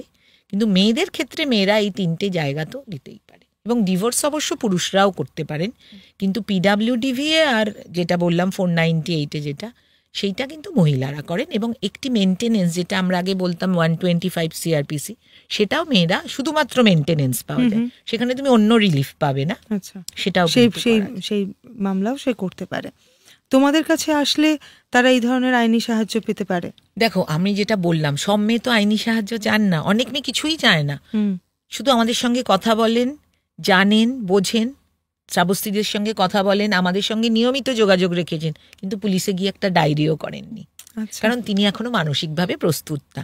সেই জায়গাটা কিন্তু আমরা দিই, কারণ আমরা প্রত্যেকটা মেয়ে, হয়তো ঘটনা এক, কিন্তু প্রত্যেকটা মেয়ের চাওয়াটা একদম আলাদা। তাই জন্য আমরা তার চাওয়াটার ওপর খুব বেশি করে, যে তুমি কি, তোমার যখন মনে হবে, যেই স্পেসটা কিন্তু আমরা দিই। কেউ 5 বছরও আছে, একটাও জিডি করেনি, আবার কেউ 1 মাস এসে কেস ফাইল করেছে। এটাই হচ্ছে মানে ইউনিকনেস অফ দ্য কেস, মানে প্রত্যেকটা মানুষের চিন্তা ভাবনা আলাদা, সে ভায়োলেন্সটাকে কিভাবে দেখছে, সে সেটার সঙ্গে কিভাবে লড়বে, এবং তার চাওয়াটা, এটাকে কিন্তু আমরা খুব সম্মান দিই, চেষ্টা করি সেটাকেই ফোকাস করতে। সুতরাং মেয়েরা, আমরা কিন্তু একটা জিনিস করি, যেটা তুমি বললে, আমরা তাদের আইনি অধিকারটাকে বুঝিয়ে দিই, যে তোমার কিন্তু অ্যাজ এ ম্যারিড ওম্যান, বা তুমি একজন মেয়ে হিসেবে, বা একজন মা হিসেবে, কারণ অত্যাচার তো মা, মেয়ে, বউ সবাই উপরই হয়, বিশেষ করে ডোমেস্টিক স্ফেয়ারে। তো সুতরাং তুমি তোমার মা হিসেবে, মেয়ে হিসেবে, স্ত্রী হিসেবে কি কি অধিকার আছে, সেটা কিন্তু তাকে বুঝিয়ে দেওয়া হয়, তারপরে তার উপর নির্ভর করে সে অন্তত জেনে গেল। এবং একটা কথা বলি, আমরা একটা হোলিস্টিক অ্যাপ্রোচের কথা বলছিল তো এই যে লিগাল কনসালটেশনের বন্দোবস্ত আছে, ফলে যখন একটি মেয়ে এসে বলে যে আমি জানি না কি করতে হবে, কিন্তু একটা আইনি কিছু পদক্ষেপ নিলে হয়তো ভালোই হয়, বা হয়তো সে বললেও না, কিন্তু এটা জানিয়ে দেওয়ার জন্য, কারণ আইনি পদক্ষেপ মানে তোমার অধিকার। তো এই যে তোমার অধিকার আছে, তুমি চাইলে এই অধিকারটা নিতে পারো, এই আইনের মাধ্যমে কেস ফাইল করতে পারো, তার জন্য লিগাল কনসালটেশনে বসানো হয়। কেস ওয়ার্কার তো সবসময় তার সঙ্গে কথা বলছে, ফলো আপ করছে, সে সাইকোলজিক্যাল কাউন্সেলিং করছে, এবং এই সমস্ত পরিষেবার মাধ্যমে সে যদি একটা সিদ্ধান্ত নেয় যে আচ্ছা তাহলে আমি এই কেসটা ফাইল করব, তখন কিন্তু তার সঙ্গে কোর্টে যাওয়া, তার যখন হাজিরা দিলে তার সঙ্গে যাওয়া, মানে এই যে একটা হোলিস্টিক সাপোর্ট, এইটা ভীষণভাবে দেওয়া হয়। এবং আমি কাজ করার ক্ষেত্রে আমি এটা আমার ব্যক্তিগত একটা জায়গা থেকেই বলছি যে মেয়েরা যখন বলে না যে দিদি ওই কাগজগুলো তো বাবা দেখে নিয়ে গেছে, বা আমার দাদা এসেছিল দাদা বলে নিয়ে গেছে, আমি ওদের একটা কথা বারবার বলি যে এটা কিন্তু তোমার কেস, এটা তোমায় বুঝতে হবে। সবাই হয়তো বুঝবে না, কিন্তু অন্তত একটু বুঝুক, মানে নয়তো ওই যে একটা ওনারশিপ যেটা বলি যে এটা তো একদিন আমি আমার সংসার হিসেবে সংসারটা করেছি, প্রচন্ড কষ্ট পেয়েছি, এবার যখন আমি পদক্ষেপ নিয়ে একটা কেস ফাইল করলাম, কেসটা আমার কেস, আমাকে এবার কিন্তু তার ফলো আপটাও নিজে নিজে করতে হবে। এবং ভয়ঙ্কর হবে, মানে প্রত্যন্ত গ্রাম থেকে এসছে, জেলা শহর থেকে এসছে, একদম মাটি কামড়ে কেস করে যাচ্ছে, ভাবো। একদম সেই জায়গায় সেই মানসিক জোরটাও তাদেরকে দেওয়া যেতে পেরেছে এবং তারা বুঝতে পেরেছে যে এটা আমার অধিকার, এটা আমার অধিকার। এই যখন এই অর্থনৈতিক জায়গাটা আসছে, অ্যালিমনির জায়গাটা, তোমরা বলছিলে আর্থিক ভায়োলেন্সের কথা। আর্থিক ভায়োলেন্সের নেচারটা কিরকম, কি ধরনের আর্থিক ভায়োলেন্স হয় বা কি ধরনের কেস আসে তোমাদের কাছে? মানে এক তো হচ্ছে আমি আমার স্বামীর কাছ থেকে টাকা পাচ্ছিলাম, সেই টাকাটা উইথড্র করে নেওয়া হচ্ছে, এছাড়াও কি অন্য কোনো বিষয় রয়েছে? ধরো কেউ চাকরি করেন, তিনি রীতিমতো ভালো চাকরি করেন, তার পুরো রোজগারের উপর কিন্তু তার কোনো অধিকার নেই, পুরো টাকাটাই তার এসে দিনে শেষে শুধু যে স্বামীর হাতে তুলতে হয় সবসময় না, হতে পারে তার নিটাল ফ্যামিলিতে তার বাবার হাতে তুলে দিতে হয়, সেখান থেকে তার একটা বরাদ্দ হয়, হয়তো দিনের একটা বরাদ্দ যে এই টাকাটা তুমি পাবে, বা ধরো এটা এক ধরনের হয়। আরেকটা হয় ধরো বাড়িতে কোনো জিনিস কেনার পয়সা দেওয়া হচ্ছে না, আচ্ছা, কোনো কিছু, মানে যেটা রোজকার বাজার, ইলেকট্রিক বিল, এটা বন্ধ করে দেওয়া, স্কুলের বাচ্চার টাকাটা আটকে আছে দিনের পর দিন একটা মানসিক চাপ তৈরি করা, মানে বাচ্চাটাকে হয়তো স্কুল ছাড়িয়ে দিতে হচ্ছে, বাচ্চাটা স্কুল থেকে ডাক আসছে যে আপনি ঠিক মতো ফিস দেননি, এইটা একটা হয়।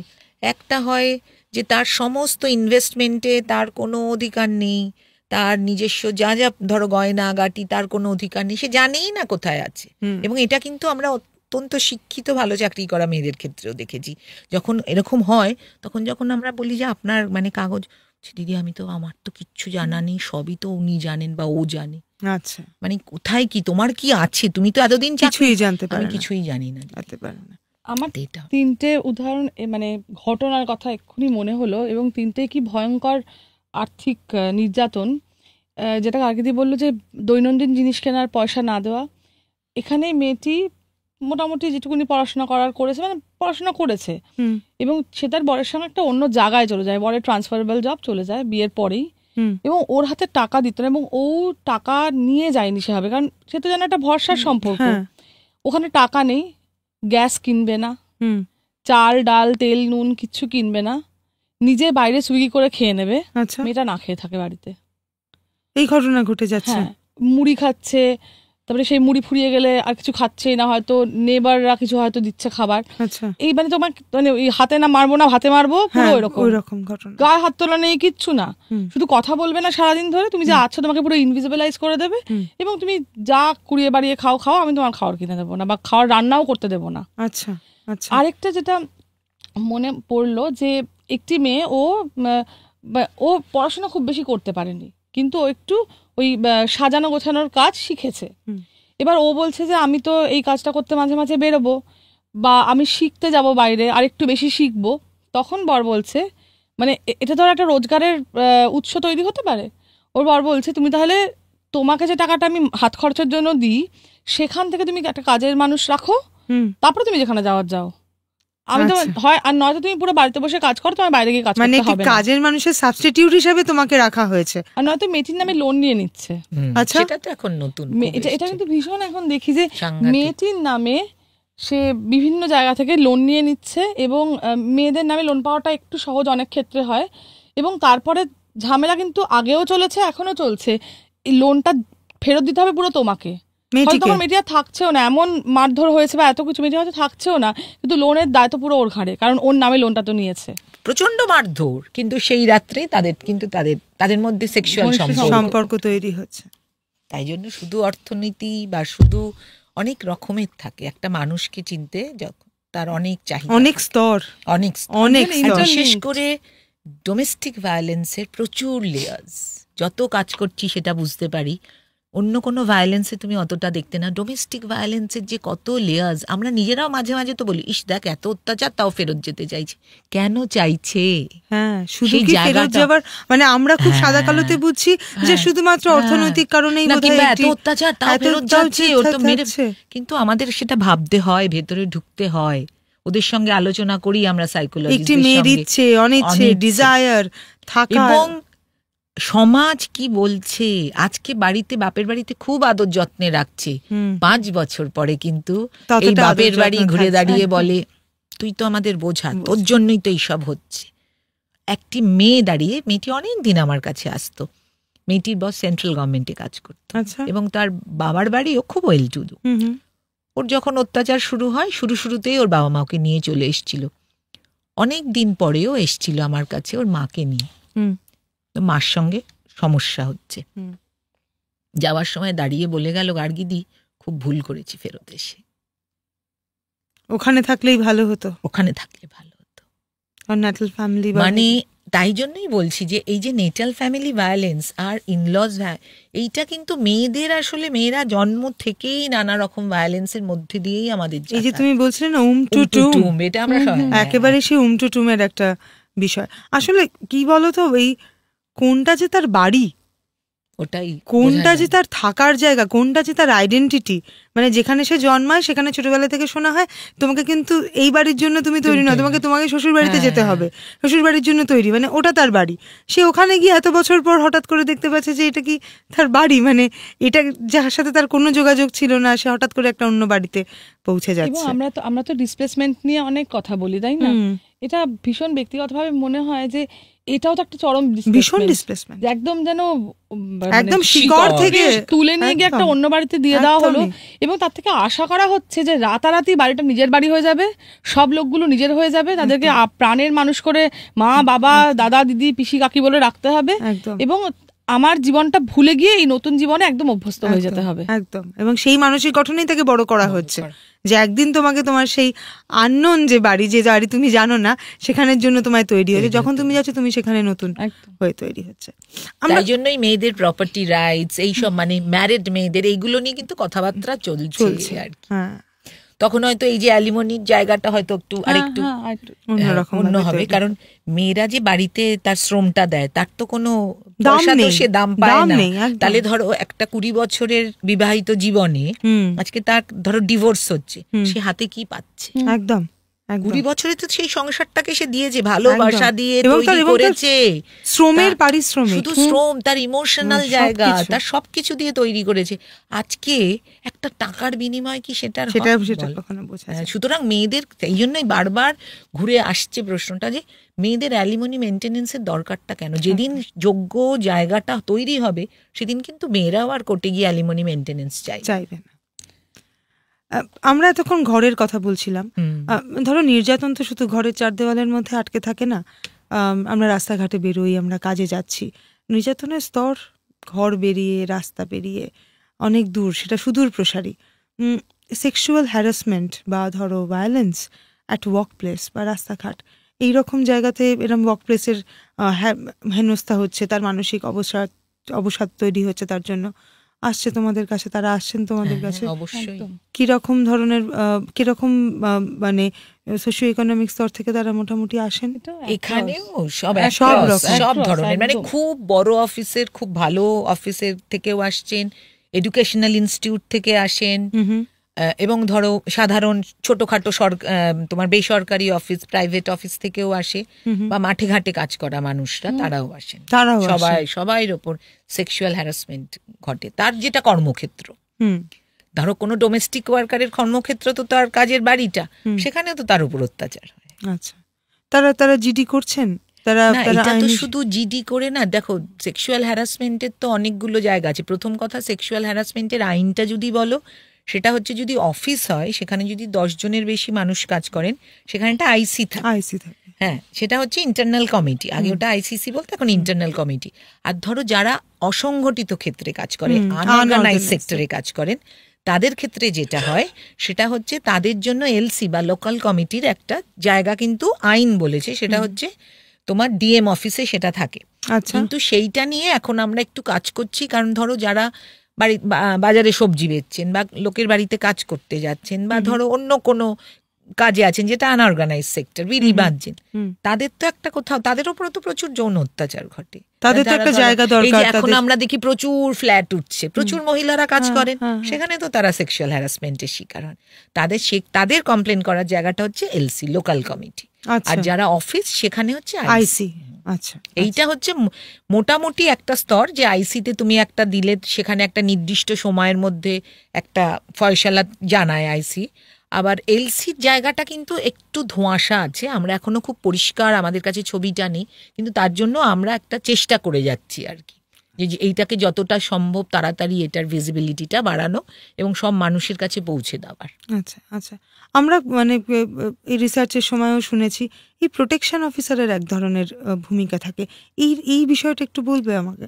প্রোটেকশন অফিসার কিন্তু ডোমেস্টিক ভায়োলেন্সের ক্ষেত্রে প্রযোজ্য। সেটা হচ্ছে ওই যে তোমাকে বললাম PWDVA বা protection of women from domestic violence অ্যাক্টের আন্ডারে যেটা হয়েছে, প্রোটেকশন অফিসার হচ্ছেন বলতে পারো তিনি হচ্ছেন একজন মানুষ যিনি পুরো সমস্ত যে ব্যবস্থাগুলো আছে, যে এজেন্সিগুলো আছে, তাদের সঙ্গে যোগাযোগ করিয়ে দেবেন মেয়েটি, হ্যাঁ, এবং সেখানে হতে পারে পুলিশ, যদিও পুলিশের খুব গুরুত্বপূর্ণ ভূমিকা ডিভি অ্যাক্টে ইনিশিয়ালি থাকে না, কোর্ট, লয়ার, কারণ অধিকাংশ মেয়ে যেটা আমাদের কাছে এসে বলে যে আমি কেস তো লড়বো দিদি, পয়সা কোথায়, সেখানে তাদেরকে বলতে হয় যে ডিস্ট্রিক্ট লিগাল এড সার্ভিস বলে একটা জায়গা আছে, যেটা কিন্তু সরকার কর্তৃক একটি তৈরি সংস্থা, যেখানে কিন্তু ফ্রি অফ কস্টে মেয়েরা এবং গরিব মানুষরা তাদের কমপ্লেন না, তারা লয়ার পেতে পারেন। আচ্ছা আচ্ছা, লিগ্যাল হেল্প ওখান থেকে পেতে পারেন। এটা তিনটে আছে, নালসা, সালসা, ডালসা। মানে নালসা হচ্ছে ন্যাশনাল, তারপরে সালসা হচ্ছে স্টেট লেভেলের লিগ্যাল এড সার্ভিস, ডালসা হচ্ছে প্রত্যেকটা ডিস্ট্রিক্টের যে জেলা সদর যে কোর্টগুলো ওখানে তাদের অফিস থাকে, এবং সেখান থেকে ফ্রি অফ কস্টে তুমি লয়ার পেতে পারো। আচ্ছা আচ্ছা, সেখানে প্রোটেকশন অফিসারের একটা বড় ভূমিকা থাকে। তিনি আর এনজিও গুলো সার্ভিস প্রোভাইডারের কাজ করে এই আইনে, কি যারা নানা রকম মেয়েটিকে, ধরো মেয়েটির তো শুধু অত্যাচার হলে তো অনেক রকম, তার ধরো শেল্টার নেই, তার এই কাউন্সিলিং দরকার, তার একটু ইকোনমিক এম্পাওয়ারমেন্টের দরকার, এক একটা এনজিও এক একটা কাজ করে তারা, সেইখানে আমরা সার্ভিস প্রোভাইডার হিসেবে কাজ করি। আর প্রোটেকশন অফিসার হচ্ছে মাঝখানে, খুব ইম্পর্টেন্ট তার রোল, তিনি এই পুরো ব্যাপারটা ধারণ, মেয়েটিকে তার যোগাযোগ করিয়ে দেওয়া, এবং তার আরেকটা কাজও থাকে, সেটা হচ্ছে ডিআইআর বলে একটা আছে, সেটাকে বলে ডোমেস্টিক ইনসিডেন্ট রিপোর্ট। ধরো আমরা পুলিশে গেলে যেমনি জিডি করি বা এফআইআর করি, সেরকম ডোমেস্টিক ইনসিডেন্ট রিপোর্টের ক্ষেত্রে কি হয়, তোমার পুরো ঘটনাটা পিও লিপিবদ্ধ করে, পুরোটা লেখেন প্রোটেকশন অফিসার, এবং তিনি সেটা কিন্তু উপযুক্ত সময় কোর্টে পেশ করেন। আচ্ছা, আর এই প্রোটেকশন অফিসার মোটামুটি আমাদের যতগুলো জেলায় চেষ্টা করা হয়েছে, বড় জেলাগুলোতে 2জন করে আছে, আর এমনিতে জেলাতে একজন করে রয়েছে, কিন্তু বড় জেলাগুলোতে 2জন করে প্রোটেকশন অফিসার। আর মূলত মহিলারাই, কিন্তু অনেক পুরুষ মানুষও, প্রেফারেবলি মহিলা, কিন্তু প্রচুর পুরুষ মানুষ, এবং তারা অত্যন্ত দক্ষতার সঙ্গে এই কাজ করছে না এই প্রোটেকশন অফিসারের। আমরা একেবারে পর্বের শেষে এসে গেছি, পুরো আলোচনাটাতে ভীষণ সমৃদ্ধ হলাম। আমাকে একটু বলো যে এমন বিভিন্ন জায়গা রয়েছে তো যা অত্যন্ত রিমোট প্লেস, ধরো তোমাদের, আমরা যেমন শুনছিলাম শ্রাবস্তীর কাছে যে তোমাদের কলকাতায় একটা অফিস রয়েছে, মেটিয়াবুরুজে বোধহয় একটা রয়েছে, আর ডায়মন্ড হারবার, এমন তো অনেক জায়গা হয়তো প্রত্যন্ত অঞ্চল, যেখান থেকে যদি কখনো কোনো কেসের খবর তোমাদের কাছে আসে বা তোমরা জানতে পারো, বা তারা যদি যোগাযোগ করতে চান, সেখানে যাওয়া, সেখানে তার সাথে যোগাযোগ করা, বা তার তোমাদের কাছ অব্দি পৌঁছানোর মাঝখানে তো একটা ডিস্টেন্স রয়েছে, এক ধরনের অসুবিধা রয়েছে, সেখানে কি আলাদা কোনো টাস্ক ফোর্স বা এইভাবে তোমাদের মধ্যে কাজ করে? অ্যাকচুয়ালি সোয়াম যে কাজটা করে এই 3টে লোকেশনে, আমরা নেটওয়ার্কিং এ বিশ্বাস করি। কারণ কি বলতো, সোয়াম বিশ্বাস করে এই যে নারী নির্যাতন একটা সামাজিক সমস্যা, এটা সোয়াম একা কখনোই সমাজ থেকে দূর করতে পারবে না, তাই জন্য আমরা বহু লাইক মাইন্ডেড সংস্থার সঙ্গে কাজ করি, নেটওয়ার্কিং করি, এবং এই নেটওয়ার্কিং এর সূত্রে আমাদের সারা ভারতবর্ষ, পশ্চিমবঙ্গ এবং ধরো মানে ভারতবর্ষের বাইরেরও অনেক সংস্থার সঙ্গে যোগাযোগ হয়। এবং তুমি যেটা বললে, ধরো প্রত্যন্ত গ্রাম থেকে একটি মেয়ে পুরুলিয়া থেকে আমাদের কাছে রোজই ফোন আসে, ধরো একদম প্রত্যন্ত মেদিনীপুরের গ্রাম থেকে বা পুরুলিয়া থেকে করছে দিদি, কিংবা একদম উত্তরবঙ্গের কোনো জায়গা থেকে। আমরা যেটা চেষ্টা করি, তার ঘটনাটা শুনে যেটা করি, যদি প্রোটেকশন অফিসারের কাছে পাঠানোর, যদি ডোমেস্টিক ভায়োলেন্সের কেস হয়, তাকে আমরা সেখানে রেফার করি, কারণ উনি একজন আছেনই প্রত্যেকটা জেলায়। না হলে আমরা যে সংগঠনগুলোর সঙ্গে আমরা কাজ করেছি, আমরা অনেক ট্রেনিং বা অনেক কিছুর মাধ্যমে তো আমাদের নিয়মিত একটা যোগাযোগ চলে, আমরা তাদের কাছে রেফার করি, তারা তখন তাদের সঙ্গে কাজ করেন। এই জন্য নেটওয়ার্কিংয়ে আমরা খুব জোর দিই এবং আমরা খুব বিশ্বাস করি নেটওয়ার্কিংয়ে, কারণ নেটওয়ার্কিং কিন্তু সাংঘাতিক সাহায্য করে। একদম, কারণ সেভাবে পৌঁছে যাওয়া যায় একেবারে তাদের কাজ। ছোট্ট করে বলছি, বিহারেরই একটি ঘটনা আর কি। মেয়েটি আমাদের কাছে এসছে, বিয়ে হয়েছিল বিহারে, পাটনাতেও না, একটু দূরে। তো এবার আমরা তো ওখানে পৌঁছতে পারছি না, এবার ওর কিছু জিনিসপত্র তোলা এবং এগুলো রয়েছে। তখন আমরা বিহারের দুটো সংস্থার সঙ্গে কাজ করলাম, যাদের সঙ্গে আমরা নেটওয়ার্ক করি। ওরা খুব সুন্দর করে পুরো কাজটা স্মুথলি ওর চলে এলো করে। হাতের উপর হাত রেখে রেখে এইভাবে ছড়িয়ে দিতে হয়, বিশ্বাস রাখতে হবে সবাই সঙ্গে মিলে আর কি, লাইক মাইন্ডেড যে অর্গানাইজেশন গুলো আছে। একদম শেষে যদি তোমাদের কিছু বলতে হয় বা তোমরা যদি কিছু তোমাদের তরফ থেকে আমাদের দর্শককে কিছু বলো। একটা কথা বলতে পারি যে ডোমেস্টিক ভায়োলেন্স বা মহিলাদের ওপর নির্যাতন, এটা তো একটা সামাজিক সমস্যা, এবং আমরা যদি সব স্তরে, যেটা শুরু হয় কিন্তু আমাদের বাড়ি থেকে, তারপর স্কুল, কলেজ, আমাদের যে ইনস্টিটিউশনগুলো রয়েছে, সব জায়গায় এটা নিয়ে যদি আমরা একটু কথা বলতে শুরু করি, কারণ এখনো কথা বলার দরকার আছে, কথা বলতে শুরু করি, তাহলে বোধহয় আগামী দিনে স্বয়মের একটা ভিশন আছে, সেই ভিশনটা হচ্ছে ভায়োলেন্স ফ্রি একটা সোসাইটি। তো সেই জায়গাটায় হয়তো আমরা কোনোদিনও পৌঁছতে পারবো, হয়তো আমার জীবৎকালে দেখতে পাবো না, কিন্তু আশা করব কোনো একটা দিন সেই ভিশনটা আমাদের পূর্ণ হবে। তো সেটার জন্য যদি আমরা একদম বাড়ি থেকে এই কাজটা শুরু করি, তাহলে বোধহয় একটু মানে এই পৃথিবীটা বাসযোগ্য হবে। মানে মানুষ হিসেবে ছেলে এবং মেয়ে, আমরা কোনো ফেমিনিস্ট হিসেবে আমরা কিন্তু কারুর বিপক্ষে নই, আমরা কাঁধে কাঁধ মিলিয়ে চলতে চাই। তাই জন্য এই পৃথিবীটা যাতে সবাই জন্য বাসযোগ্য হয়, সেটা আমরা খুব চাই। আর এক্ষেত্রে বলছি, যদি কারুর কোনো মনে হয় যে আমি এর মধ্যে দিয়ে যাচ্ছি কিন্তু বুঝতে পারছি না কি করব, অবশ্যই স্বয়মের সঙ্গে তিনি যোগাযোগ করতে পারেন।